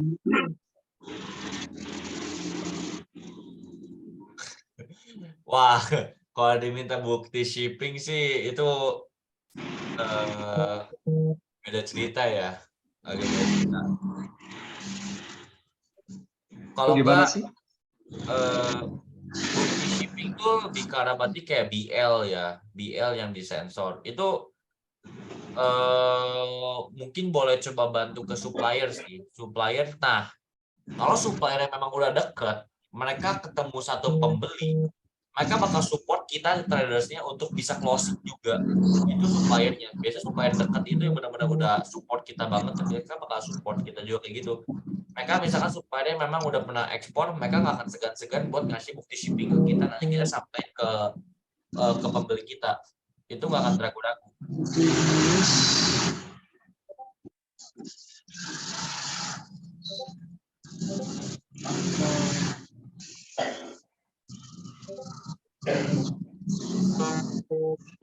Biasanya untuk nanggepin buyer yang langsung, biasanya tuh dia kayak langsung nanya harga gitu, give me prices satu negara gitu. Itu kan apa ya? Kayak itu harusnya kita kan awalin dulu tuh sama beberapa catatan yang Ko Steven tadi paparin gitu. Nah itu cara nanggepinnya gimana yang tepat ya, Ko?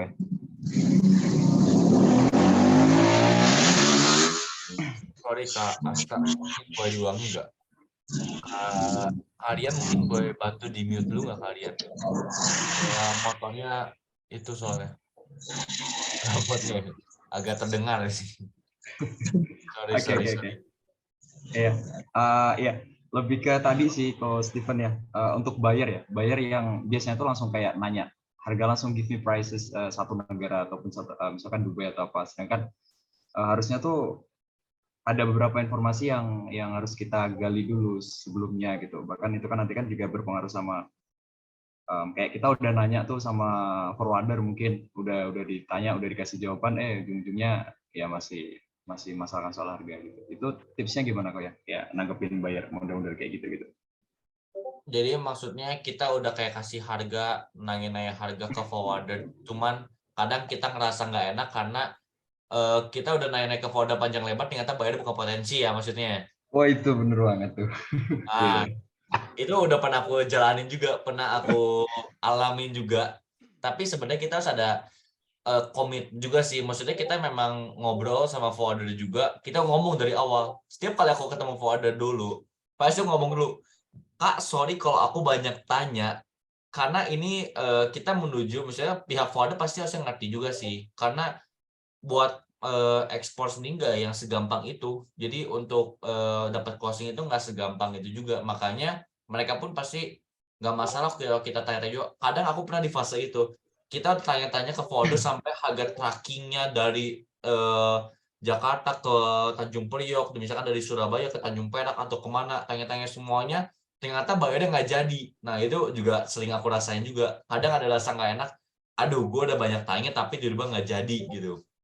Itu beberapa kali sering aku rasain juga. Cuman lama-lama forwarder juga pasti ngerti, kita harus ngobrol ke dia. Jadi sorry kalau misalkan memang aku baik tanya, tapi memang untuk negosiasinya kadang antara dari pihak forwardernya yang minta harganya terlalu tinggi, jadi otomatis kita harus kasih harganya tinggi. Itu juga kadang kayak gitu terjadi. Jadi kadang forwarder tuh ada yang mungkin dibilang serakah lah ya. Mungkin jadi mereka juga minta ngasih harga kita tinggi, makanya waktu kita kasih ke buyer, kok Fredo itu tinggi banget cost-nya gitu. Jadi lama-lama juga sub forwarder bakal mengikuti alur kita sih, jadi nggak masalah kalau itu. Kalau nggak cocok kan forwarder Indonesia banyak juga sih, kita bisa ganti-ganti juga cari yang memang benar-benar cocok sama kita gitu. Jadi nggak masalah, nggak perlu merasa nggak enak sih, karena dulu juga aku nggak enak, tapi lama-lama setelah kita obrolin mereka lebih enak lah, maksudnya lebih semuanya ada prosesnya sampai kita deket sama mereka. Akhirnya mereka udah paham juga. Karena dari ribuan data go forward, berarti otomatis sudah ratusan kali aku tanya ke forwarder, itu mereka udah nggak masalah. Maksudnya kayak ya udahlah gitu. Maksudnya udah biasa di forwarder tanya-tanya kayak gitu. Oke, noted. Kapasitas pabrik kok berapa kok? Nanti mungkin kapasitasnya nanti aku coba share di produk katalog deh. Nah, di produk katalog juga wajib. Jadi produksi, jadi semua udah detail lengkap lah. Jadi buyer pun udah kayak sebelum nanya-nanya ke kita udah jawabin pertanyaan-pertanyaan dia. Gitu. Oh iya, Bro Steven, mau nanya nih. Jadi yang lu pernah sharing di ini ya, setahu gue kan lu pernah sharing itu di TikTok kalau gue nggak salah. Nah itu kan lu pernah sharing kan, lu kasih produk katalog itu kan detailing sama pabrik, lokasi pabriknya dan sebagainya gitu. Itu kenapa lu dari awal tuh sudah lu putuskan untuk didetailin aja gitu kok? Nggak kayak ya kasih kesempatan buat ngobrol-ngobrol gitu. Karena gini, kalau misalkan dari awal kayak kita jadi lebih baik karena gini, sebenarnya udah lebih ke arah capek sih. Sebenarnya kepikiran kayak gitu lebih ke arah awalnya udah capek. Jadi lebih baik, jadi sebenarnya buat menentukan buyer itu potensi apa enggak, lebih baik kayak kita udah siapin, kita udah bisa menilai dari 8 pertanyaan yang kita jadi kalau misalkan pasti ada buyer, pertanyaan ada 8. Pertama, produknya apa, kapasitas produksi berapa, terus packagingnya kayak gimana, bisa nggak white label atau apa, pengirimannya kayak gimana, itu pasti udah semuanya pertanyaan-pertanyaan, atau kapasitas produksinya berapa, packagingnya kayak pabriknya di mana, spesifikasinya kayak gimana, punya sertifikat apa aja. Kalau misalkan memang 8 pertanyaan ini semuanya udah kita jawabin, itu kan biasanya pertanyaan-pertanyaan sama pembeli tuh yang pasti ditanya-tanya tuh. Kalau misalnya semua udah dijawab dan dia masih muter-muter terus, sebenarnya kita udah bisa menilai kalau misalkan dia bukan buyer potensial. Kalau misalkan memang buyer potensi, semuanya kan kita udah jawab nih informasi apa yang dia butuhkan. Udah sebenarnya udah jelas ke arah mana, negara mana, gitu kita udah jelas semua alurnya, kita udah nggak perlu pusing lagi. Kita udah langsung bisa menilai ini buyer mau serius apa enggak. Karena kalau misalnya satu-satu kita chat lagi, itu makan waktu sih, lebih ke arah makan waktu. Bahkan sekarang kalau misalkan aku ada pembeli, kita tanya-tanya ke mereka, tolong dong isi Google Form ini.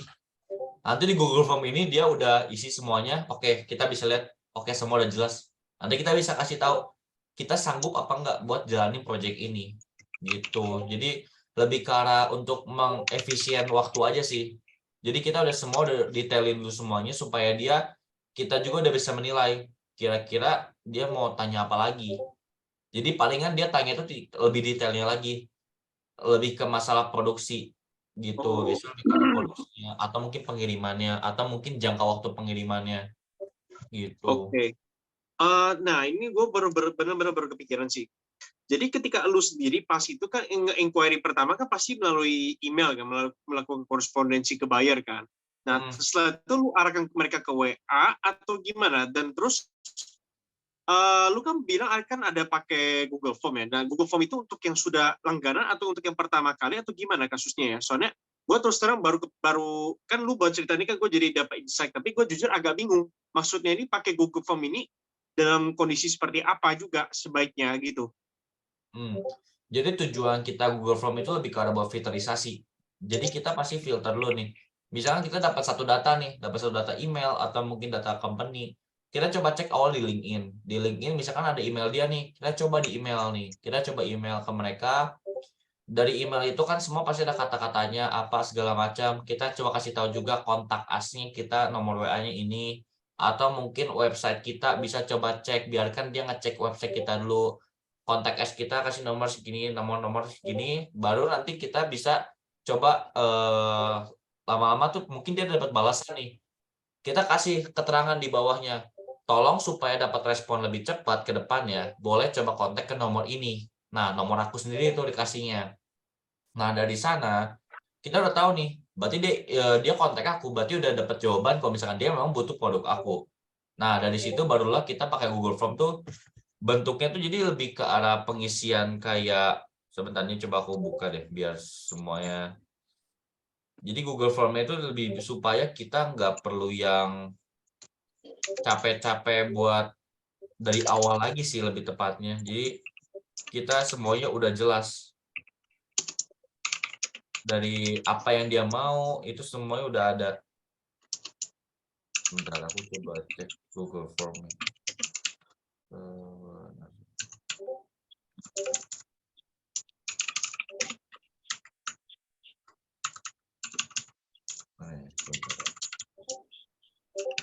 Nah,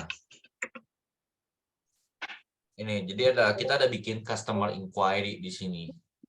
Gimana ya? Aku nggak bisa. Lu begini lu ngezoomnya pakai apa bro? Pakai iPad, pakai komputer? Komputer warnanya agak PR sih ya. Kecuali share screen ini. Ya ini paling mau share screen sih, bentar. Iya. Drive. Kemarin aku simpan di drive sih, bentar deh.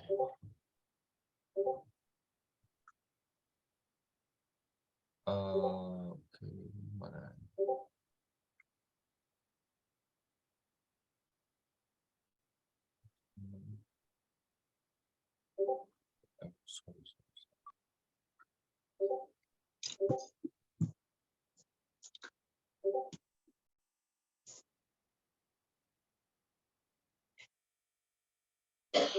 Ada ini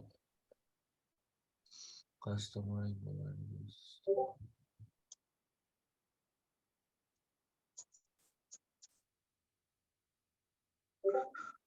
ini ada Oh ya, jadi by the way, lu punya LinkedIn itu, bro ya, itu lu punya LinkedIn itu berarti LinkedIn resmi perusahaan ya, berarti ya, yang lu pakai sekarang ya? Iya, ada yang personal, ada yang perusahaan juga. Oke. Ada yang personal, jadi kan kita pasti juga ada personal, ada buat perusahaan juga. Yang perusahaan kita ada buat pribadi, lebih ke arah buat company-nya. Kalau perusahaan ke personal lebih ke arah kita siapa sih biasa. Jadi dua-duanya lah, kalau memang bisa lampirin aja gitu ya. Oh. Nah ini aku coba share. Siap. Oke. Udah bisa lihat belum ya? Oke, ini kayak kalau gua harus nge-zoom sih, kalau dari handphone ya. Aku zoom dulu. Oke. Nah udah Iya. jelas. Oke. Nah di sini kan pasti ada custom inquiry. Jadi di sini juga kan ada kita kasih kejelasan ke mereka. Jadi kan kadang ada beberapa buyer kita itu traders, bukan pembeli langsung. Kalau bukan pembeli langsung, biasanya kan mereka punya kekhawatiran takutnya pembeli mereka tuh dipotong sama kita. Makanya ada namanya NCNDA, non-competing non-disclosure agreement, supaya kita nge-keep kita jaga kepercayaan satu sama lain lah. Jadi gue nggak akan kontak buyer lu pun nggak akan kontak supplier gue. Tapi kalau misalnya kita sih nggak perlu khawatir, kalau misalkan dia mau kontak supplierku itu nggak masalah, karena pada akhirnya pun harganya tetap sama. Jadi kita nggak perlu khawatir, makanya itu yang aku bilang penting punya supplier yang bagus. Nah baru masuk ke sini, jadi ada email. Kita mau tanya sebenarnya email dia apa supaya kita dapat datanya juga. Nanti kita gampang ke depannya buat filterisasi. Baru masuk ke PIC name, jadi nama dia, company name-nya, office address-nya juga, WhatsApp number. Terus ada produknya. Ini kan mungkin produk aku ada beberapa juga nih. Ada Kokonacaku Briquette Premium, ada yang Super Premium, Hardwood. Jadi ini juga supaya memperjelas ke mereka juga dan memperjelas buat kita juga mereka maunya apa.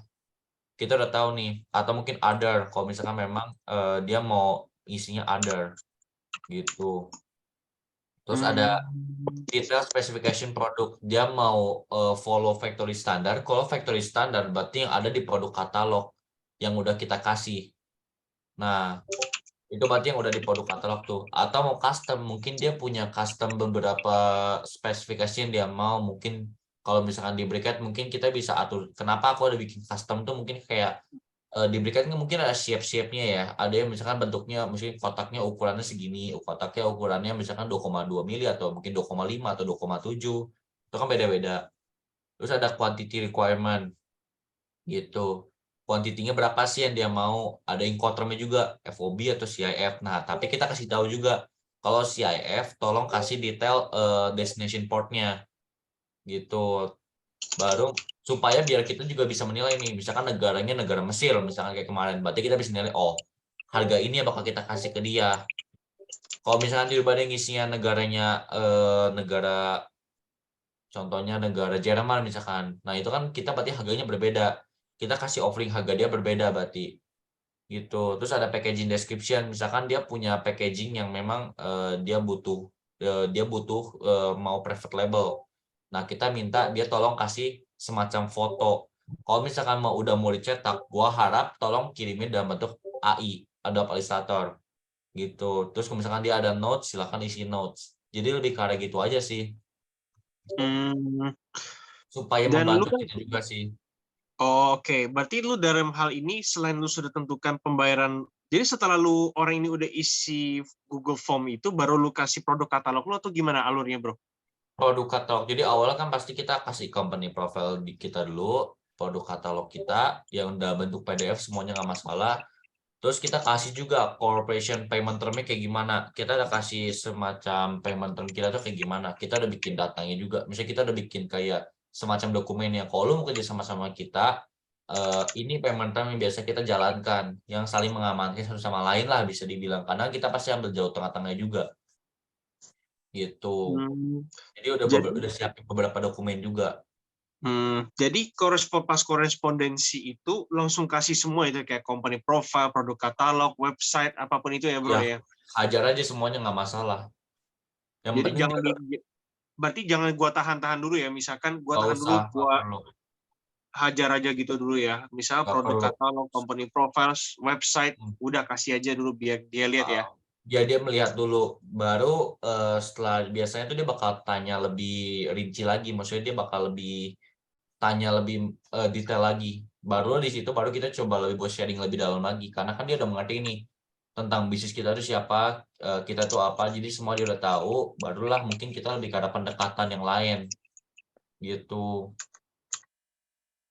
Hmm, Entah mungkin dia mau lihat sampel ke Bandung, maksudnya ke daerah produksi, entah dia mau itu, bisa kan. Jadi kita pasti lebih diskusi lebih dalam lagi. Kalau udah ke ranah sana kan pasti berarti dia udah masuk ke ranah-ranah potensi untuk membeli. Nah, kita kan pasti juga ada mungkin ada mood juga lah. Mungkin kita lebih senang juga. Jadi kita juga bisa buat ajak ngobrol dia tuh lebih kayak lebih ke arah teman lah. Kita bakal ke bawah sendiri sih. Mungkin kalau sekarang kita ngomongnya karena kita kan nggak ada pembeli sekarang ya. Jadi kita bakal ya, lebih pasti ada mood yang kalau bisa sih dulu ketemunya gua atau banyak ke topik yang kita ngobrol biasa aja. Jadi lebih karena pendekatan-pendekatan kayak gitu sih. Gitu. hmm, oke. Terus by the way, kan kalau gue pernah dengar kan katanya ada orang yang cepat langsung dapat bayar, tapi ada juga yang ibaratnya dia sudah kontak-kontak, dia nggak interest, terus berapa bulan dia mendadak kontak itu, lu biasa gimana? Kalau kita biasanya ada follow up sih. Kalau misalkan jadi kalau kita nge-email tuh nggak cuma email cuma sekali, tapi kita ada follow up. Kayak layaknya Traveloka aja, jadi bang nge-email kita terus. Pasti di kotak email pasti banyak email Traveloka. Betul, Atau mungkin betul email betul. itu pasti. Jadi itu mereka juga pakai metode follow up. Jadi misalkan kalau jadwalku biasanya Senin misalkan email pertama kali. Baru kedua kalinya misalkan email lagi. Keduanya misalkan hari ketiga misalkan Senin berarti kita email pertama introduction, email ketiganya baru email lagi, email hari ketiga untuk email follow up gitu. Jadi tapi kadang kalau nggak ada yang maksudnya ada yang nggak interest sama produk kita ya sebenarnya nggak masalah banget sih, karena tahap-tahap para eksportir yang baru mulai itu pasti awalnya tuh mereka nanya gimana sih cara cari pembeli. Nanti udah ketemu cara cari pembeli, mereka bakal nanya lagi ke kita atau mungkin kita bakal tanya lagi, kok negosiasinya gimana? Nanti dari negosiasi, nanti mereka bakal tanya lagi. Sebenarnya tahap kesulitannya bakal ikutin terus-terusan sih, bakal Betul betul. berproses. Nanti dari sana masuk lagi payment termnya gimana ya kok biar aman. Kok ini LC atau bagusnya LC atau Titi, kok Titi amannya gimana? Kalau ini gimana? Jadi pasti benar-benar berproses. Makanya banyak yang banyak kenapa yang bingung karena mereka belum masuk ke praktek ngobrol langsung sama buyer. Makanya aku bilang coba buat praktek ngobrol sama buyer langsung dulu supaya kita tahu udah gambarannya. Kira-kira ketika ketemu buyer kayak gini, oh udah tahu nih, kita sempat udah dulu udah pernah ditanya buyer kayak gini, makanya kita tahu jawabannya. Mungkin kita dulu gagal karena kita belum tahu jawabannya. Sekarang gue udah tahu jawabannya, kita nggak perlu gagal lagi. Yang penting udah tahu gitunya dulu sih. Ya, jadi jangan sampai sekali gagal udah ngerasa udah deh. Karena aku sempat di proses yang kemarin ekspor ke Mesir, karena aku sebenarnya transaksi ke Mesir itu berarti dibilang udah 3 kali. Pertama kali mau closing itu udah kondisinya kita udah stuffing sampai benar-benar masukin barang ke kontainer. Gagalnya itu cuman karena bayarnya ternyata gak nyadar kalau misalkan kita dari awal udah omongin kita mau misdeclare. Kita mau ada permainan di sini. Di pelabuhan tuh ada permainan, makanya kita harus misdeclare keadaannya. Itu posisinya tuh udah malam, jam 10 malam, itu udah tinggal tutup kontainer, kita udah tinggal gembok seal itu. Terus tiba-tiba gagal karena itu mentalnya lebih jatuh lagi tuh. Ini udah setahun gak closing tiba-tiba ada masalah kayak gitu, itu bener-bener mental lo down. Seminggu udah gak mau kerja lagi gue, seminggu gak mau kerja, gak mau ngapa-ngapain lagi, udah capek nih kita tuh. Bisa-bisanya di tahap udah 90%, udah 95 lah, tinggal bener-bener tutup ini berangkat dah kontainernya, tiba-tiba gagal. Itu benar-benar mental lebih hancur lagi. Mendingan gagalnya di awal-awal, makanya komunikasi itu benar-benar harus diperluin banget sih. Karena itu kan mungkin karena kita miskom ya, kita nggak ngabarin ke dia, kita mikir mungkin udah clear aja. Ternyata ada yang kurang di situ juga. Makanya itu harus benar-benar komunikasi terus. Gitu. Siap siap. Wah, kalau sampai misdeclare itu berarti gimana kan ibarat gue pernah dengar kan namanya ada pushback order declare itu berarti beda ya bro ya? Kenapa? Uh, Tadi agak lu kalau putus-putus. pernah dengar pushback order sama misdeclare itu berarti dua hal yang berbeda ya? Sama ini kan kebetulan ada orang nanya juga nih, kayaknya itu berhubungan dengan misdeclare itu mesti gimana gitu kok? Misdeclare kayaknya sama apa tadi? Kayak aku baru dengar juga sih. Itu kayak aku baru dengar juga nih. Pushback order. Itu Pushback gue order. asli dengar dari Mas Dap. Gue pernah dengar dari Mas Dap. Itu aku belum tahu sih. Belum pernah dalemin kalau pushback. Oke, it's okay. Sorry itu belum. Gak apa-apa. Tapi gue juga belajar banyak sih. Terus packing list sama infus apa yang harus kok? Iya, kalau packing list juga kita urus sih. Maksudnya kan semuanya pasti kita urus kalau itu. Ya pasti kita jaga komitmen juga lah. Jadi terserah kalau misalkan dari yang mau kerja sama kita, misalkan dia mau bikin PT sendiri, berarti masuknya nanti dia di BL bakal masukin notify party. Tapi kalau misalkan dia mau atas nama kita aja, dia fokusnya cari pembeli, ya kita bakal berlanjut, kita bakal ada kontrak. Karena aku sendiri pasti bikin komitmen lah, nggak mungkin di belakang tiba-tiba ya kita bypass tuh nggak mungkin gitu. Maksudnya ada muka yang harus aku jaga juga lah. Aku udah coba sharing di sini juga, terus tiba aku bypass nggak mungkin juga gitu. Ada yang harus aku jaga juga. Jadi pasti kita jaga komitmen juga, nggak mungkin yang kita bypass dari traders gitu, nggak mungkin lah. Karena kita juga pernah ngerasain di bypass, jadi dari itu nggak enak lah. Tahu lah. Jadi ada yang harus kita jaga juga lah. Komitmen lah yang penting. Kan tadi dia adalah supaya yang besar pabrik besar, sedangkan di lapangan kemarin saya udah itu pabrik besar 2 kali. Padahal awalnya bilang welcome, setelah datang 2 kali itu juga banyak.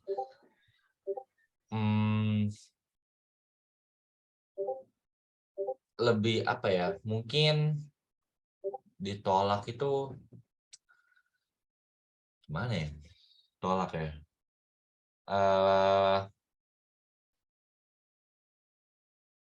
gimana ya, aku nggak pernah di tahap ditolak sih ya, cuman anehnya tuh kalau benar-benar ditolak yang benar-benar gede banget ditutup tuh sebenarnya kayaknya itu lebih ke agak jahat sih. Maksudnya sebenarnya kalau dari kitanya sebenarnya baik-baik aja, atau mungkin gini, karena di briket, oke, mungkin aku ngomong dari sekarang ya, mungkin salah satu alasannya, mungkin aku say sorry dari awal, mungkin karena di produk briket ini memang butuh banyak permainannya lah, banyak permainan yang memang harus kita jalanin dan bisa masuk ke daerah ranah-ranah kriminal mungkin bisa dibilang, karena kan kadang kita ada mainnya misdeclare ya, tapi kadang tuh kalau misalkan yang benar-benar kita di bisnis terlalu polos pun terlalu jujur, maksudnya itu agak susah, apalagi untuk produk briket. Kalau buah-buahan kita mau ngomongnya semua alur itu pasti jelas, tapi kalau briket tuh kadang tuh kita ada permainan di sana. Jadi mungkin alasan gerbang ditutup itu, maksudnya nggak dikasih masuk itu mungkin karena kita benar-benar polos, nggak tahu kalau briket itu ada permainan di sana. Briket itu di sana ada permainannya, jadi nggak bisa yang kayak sembarangan orang masuk. Pasti ada orang, maksudnya kita harus tahu sesuatu lah di briket. Jadi nggak yang polos-polos banget. Itu yang kalau menurutku alasan kenapanya. Kalau misalnya benar-benar kita baru tahu banget kalau briket ada permainannya, kita belum tahu apa-apa, benar-benar baru pengen belajar, itu agak susah. Kecuali memang ketemunya yang benar-benar suportif lah, yang memang senang untuk bekerja sama lah, gitu. Terus pas bayar barunya ada misdeclare, kelanjutan gimana? Barang sama sekali nggak dikirim, nggak dikirim sama sekali, nggak dikirim sama sekali. Jadi benar-benar. Tapi untungnya dia udah DP 40%, dia udah DP 40%, dan karena dia sendiri yang nggak baca, kesalahan dari dia. Kita awalnya udah kasih tahu ke dia, tapi untungnya bayarnya ya mungkin bisa dibilang cincai lah, ya udahlah ini emang kesalahan dari gua, jadi gua nggak mau berlanjut lebih jauh lagi gitu. Itu udah kita benar-benar sampai packaging private label buatan dia sih yang dia mau, cuman memang sampai di tahap itu mungkin tidak pada gagal, dia nggak mau lah gitu. Kok entah kirim video zoomnya di grup, nanti mungkin aku share di kalau di Zoom mungkin misalnya dikirim di grup mungkin bakal lama banget ya, kayak bakal susah banget dikirimnya, kayak pasti ada gagal-gagal. Lebih baik kayak aku upload di YouTube aja, kayaknya lebih itu ya, lebih gampang. Maksudnya lebih biar semuanya bisa orang lihat juga. Kalau misalnya di grup kayak bakal lama banget prosesnya. Kalau boleh sih nanti di-share aja bro di grup itu nanti YouTube-nya. Oh iya, boleh. Oke, Hmm, thank you. Oke. Kalau saya kan trader, sebaiknya lebih baik jujur tidak kebayar di bawah sih kita itu sebagai trader. eh kalau ngomongnya kalau kita ngomong ke traders itu nggak masalah sebenarnya. Cuma nanti posisinya buyer biasanya bakal ada sindikat buat langsung kontak ke supplier langsung. Makanya kita juga harus, makanya tadi aku ngomong harus ada komitmen sama supplier, ada lembar juga lah, lembar kontrak juga, supaya ada komitmen kalau misalkan tiba-tiba ada buyer ini, tiba-tiba kontak kayak ini buyer gua, bisa dibilang gitu. Tolong kasih tahu harganya segini lah gitu. Atau mungkin bisa ngomong harga kita sama harga pabrik itu sama. Sebenarnya nggak masalah sih trader, cuman kalau mau disembunyikan pun tidak masalah karena eh, pada akhirnya kalau kita nggak punya PT sama sekali, nggak punya badan hukum, badan usaha sama sekali, nggak ada CP, misalnya nggak ada CV atau PT, itu pada akhirnya nanti bakal ketahuan juga pada akhirnya shippernya tuh pihak supplier kita. Kalau misalkan nanti ada nama badan usaha kita, setidaknya ada di notify party, ada badan usaha kita, setidaknya ada nama kita tercantum di pengiriman ini. Tapi kalau misalnya kita nggak ada badan usaha sama sekali, benar-benar nanti semuanya ya atas nama PT ini dan buyer ini consigningnya. Tapi kalau misalkan kita dari awal udah ngomong, karena pada akhirnya akan ketahuan sih kalau kita itu traders, karena nanti nama shippernya bakal ketahuan gitu. Kok kalau Mistika tadi gimana gagalnya, Mas? Masih belum dapat. Gagalnya itu karena kan gini, kalau misalkan mereka atau kita, justru kita misalkan mau impor barang, tapi nggak sesuai nih, apa yang data yang informasi dikirim ke PIB, ke mungkin ke daerah kementerian, ke daerah pengimpor, daerah-daerah bea cukai di sana, tapi ternyata informasinya ini, tapi di barang di kontainer aslinya apa, kan pasti ada masalah tuh. Nah, itu mungkin kasus yang terjadi di Mesir itu. Jadi kita kirimnya jadi kita kirimnya barangnya apa, tapi kita tulisnya apa gitu. Misdeclare sebenarnya nggak jauh-jauh banget sih, karena kita kan kirimnya coconut choco briquette, cuma kita tulis di informasinya coconut produk. Tapi ya harusnya masih aman. Tapi kalau misalkan memang ada asosiasinya, karena bisa aja ketahuan tuh, bisa aja. Makanya itu agak bermasalah. Karena di Indonesia sendiri mereka yang menyulitkan kita sih, makanya kita ambil jalan kayak gitu. Mereka yang pasti bakal main itu kalau buat briket. Tapi kalau misalkan dari kita sendiri udah nemu celahnya lah, jadi kita mungkin aman untuk sekarang sampai saat ini, maksudnya masih aman, udah berjalan. Dari supplierku dia udah jalan 7 tahun dan nggak pernah ada masalah. Kalau ngomongin aku baru 2 tahun, dan jadi masih belum masalah. Tapi kalau Pak supplier udah jalanin selama 7 tahun dan memang udah aman-aman aja.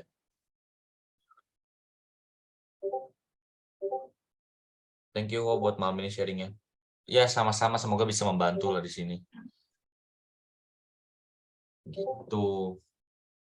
Mungkin ada lagi mungkin yang mau tanya, atau kita sudah cukup malam ini. Sudah malam, sudah waktunya istirahat. Atau mungkin mau tanya-tanya silahkan. Semoga bisa manfaat lah hari ini Zoom-nya lah.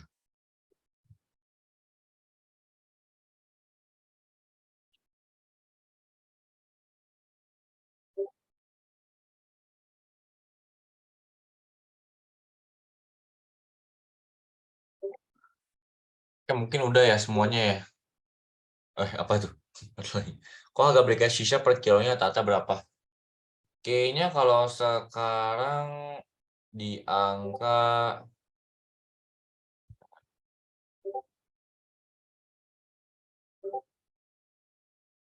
sekarang briket di harga shisha ya, shisha. Di mana ya? Di Indonesia kah atau di luar negeri? Kalau di luar negeri itu pasarnya sekarang kayaknya di angka FOB itu di angka 1.200 sampai 1.300. Kalau CIF udah di angka 1.400 sampai 1.500 lah. Kayaknya segituan biasa sekarang. Indonesia. Kalau Indonesia berarti sekarang harga jual ke domestik atau harga jual ke ekspor? Kalau ke domestik aku kurang tahu sih. Aku fokusnya ke ekspor. Kalau ekspor mungkin segitu setiap tonnya. 1.500 dolar, 1.200 sampai 1.300 dolar per tonnya. Berarti tinggal dibagi 1.000 aja. Berarti 1.200 kali 15. Sorry. Ya, segitu lah. Berarti 15.600 dikali 1.200. Oh, Steven mau tanya dong. Oh iya. Oh ya, mungkin ini terakhir dari aku ya. Sebelumnya aku pengen ucapin thank you so much untuk Coach Steven sharingnya insight banget lah malam ini. Mungkin ini terakhir dari aku sih Coach Steven. Untuk sistem kerjasamanya Coach Steven ya, nanti kan bakal ada update rate untuk misalkan beberapa negara ya. Itu kan kebetulan forwardernya kan dari pabrik nanti ya. Itu berarti kita tanyanya atau tanya update harganya itu melalui gimana, dan juga untuk packaging desainnya berarti nanti itu udah bisa di-include-kan sama langsung ke pabrik atau gimana? Kalau yang aku ya. Yes.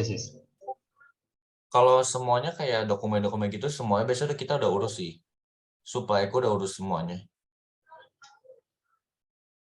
Oke, untuk ini kok misalkan kayak ada buyer nih, kita udah beberapa ini ya, beberapa data yang kita dapetin dari buyer, maksudnya mereka udah potensial berdasarkan kita minta data untuk sampai akhirnya di titik yang dia nanya give me prices untuk CIF negara katakanlah selain Mesir ataupun salah satu negara. Nah, itu kan pasti kita perlu updatean harga tuh.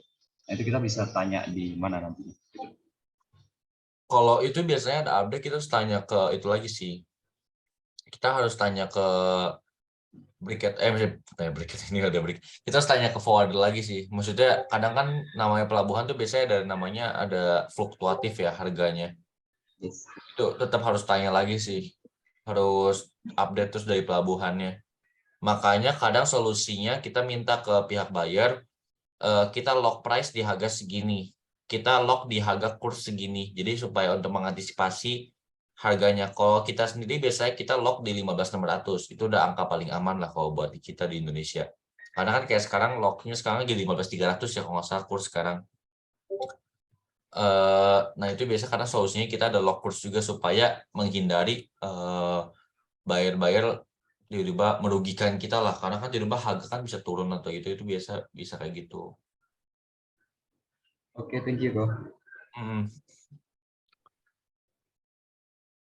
Mau tanya terus pas gak jadi kirim kemarin karena sorry ini yang kok tanya kalau buyer mau DP yang akan korek perusahaan kita sebagai darat langsung aja korek supplier. Kalau misalkan memang kalau misalkan kita udah percayalah bisa dibilang ke supplier dan semuanya udah berjalan mulus dari awal, itu nggak masalah kalau misalnya mau ke supplier dulu. Karena kalau misalnya ke traders dulu, ke kita dulu maksudnya pasti ada pajak yang harus kita bayar dulu. Nanti kita ada laporan pajaknya kan pasti ada berbeda kalau misalnya kita langsung ke traders. Gitu. Kok packing list sama invoice kok urus juga sama dengan ya itu udah dijawab ya tadi ya, udah diurus sama kita. Kok untuk VCO dari Kok Kevin tawarin berapa kok per kilo? Kok Kevin siapa ya, sorry ini ada pertanyaan kok agak membingungkan ya. Mungkin kanan dari Ski boleh jelasin. Oh, oke. Kalau kita tuh sekarang di harga bentar, kita coba cek dulu VCO ya. PCO kita di harga Virgin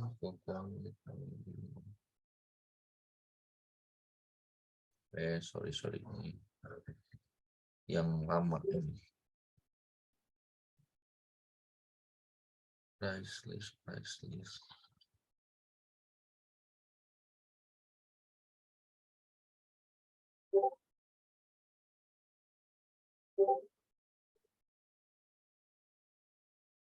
Kita di FOB-nya kita di 3.300 per tonnya FOB. Kalau CIF itu 3.462 per tonnya. Itu CIF Middle East. 3.462 per tonnya buat Middle East CIF. Kalau FOB-nya 3.371 per tonnya. Terus pas kemarin gak jadi kirim karena misdeclare itu, jadinya nombok ke pabrik dong, karena baru di DP cuma 40%. Itu kemarin gak masalah sih, karena kan 40% karena kan dia kemarin kebetulan memang spek yang diminta normal ya, maksudnya bukan yang aneh-aneh. 40%, jadi dia udah bayar 40%, sebenarnya udah membayar harga packaging juga, bahkan lebih, kita masih untung. Dan jadinya kita bisa kirim, kita kan masih bisa jual barangnya ke siapa gitu, jadi nggak begitu masalah sih kalau kemarin baru 40%. Kan kita juga harus bayar packaging, dan kita juga udah sampai dapat seal-nya, udah dapat booking kapalnya segala macam, itu kan harus bayar juga ya untuk bayar booking kapal, bayar jadwalnya. Itu juga udah ketutup sih, dan kemarin nggak, masih ada untung lah, tapi sedikit sih, itu nggak usah berharap dari sana lah.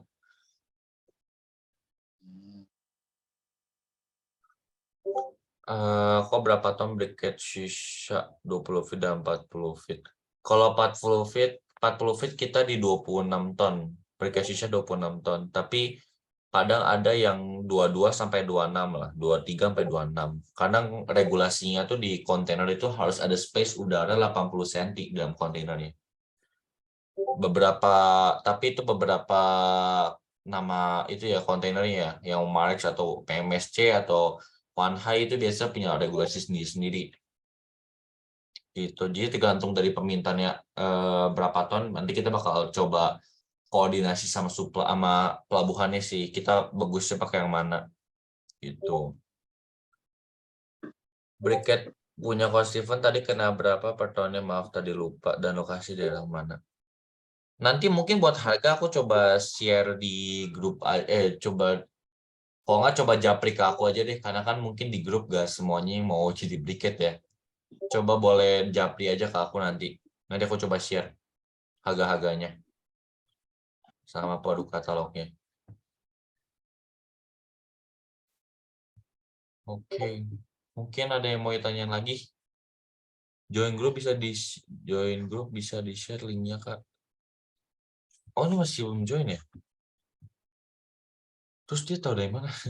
Oke, karena aku cuma share di grup doang. Boleh coba japri ke ini aja, itu nomor aku. 08132478676. Nanti aku coba kasih link invite ke grupnya.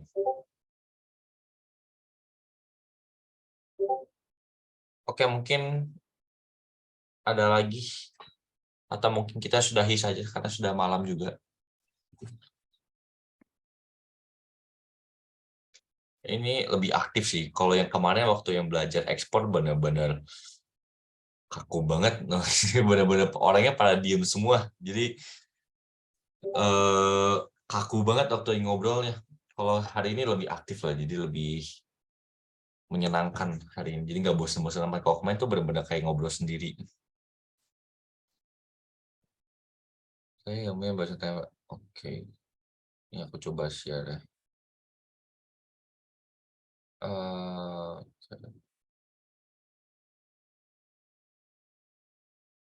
Karena ada juga yang ada di grup yang kontak aku juga tentang mau jadi briquette juga, maksudnya mau jadi traders juga, tapi nah dia tuh bertanya tuh yang memang Padahal udah ada informasinya, tapi tanya-tanya kadang itu membuat agak kesal sih sebenarnya. Cuman nggak apa-apa lah.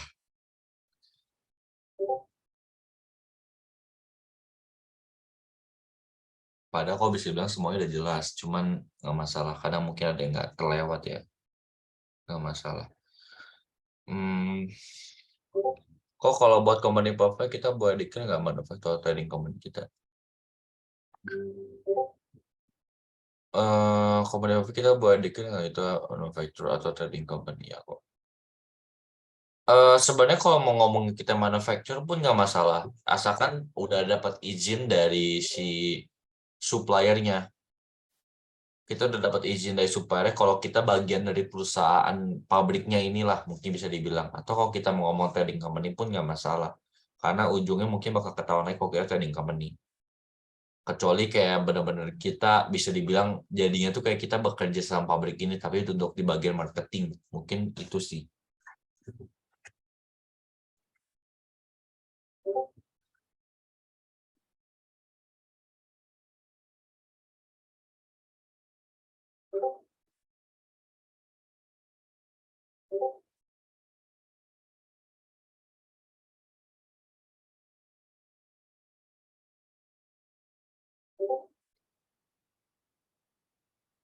Ya mungkin itu aja ya.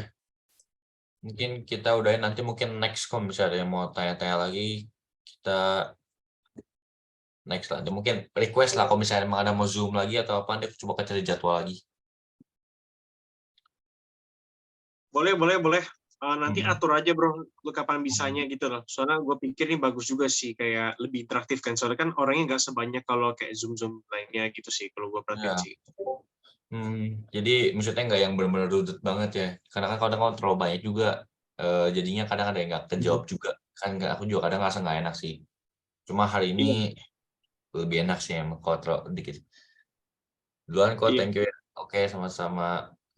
By the way, thank you ya bro ya. Oke, thank you Kak Arik. Thank you Ya. banget kok, Terima kasih Steven. banyak.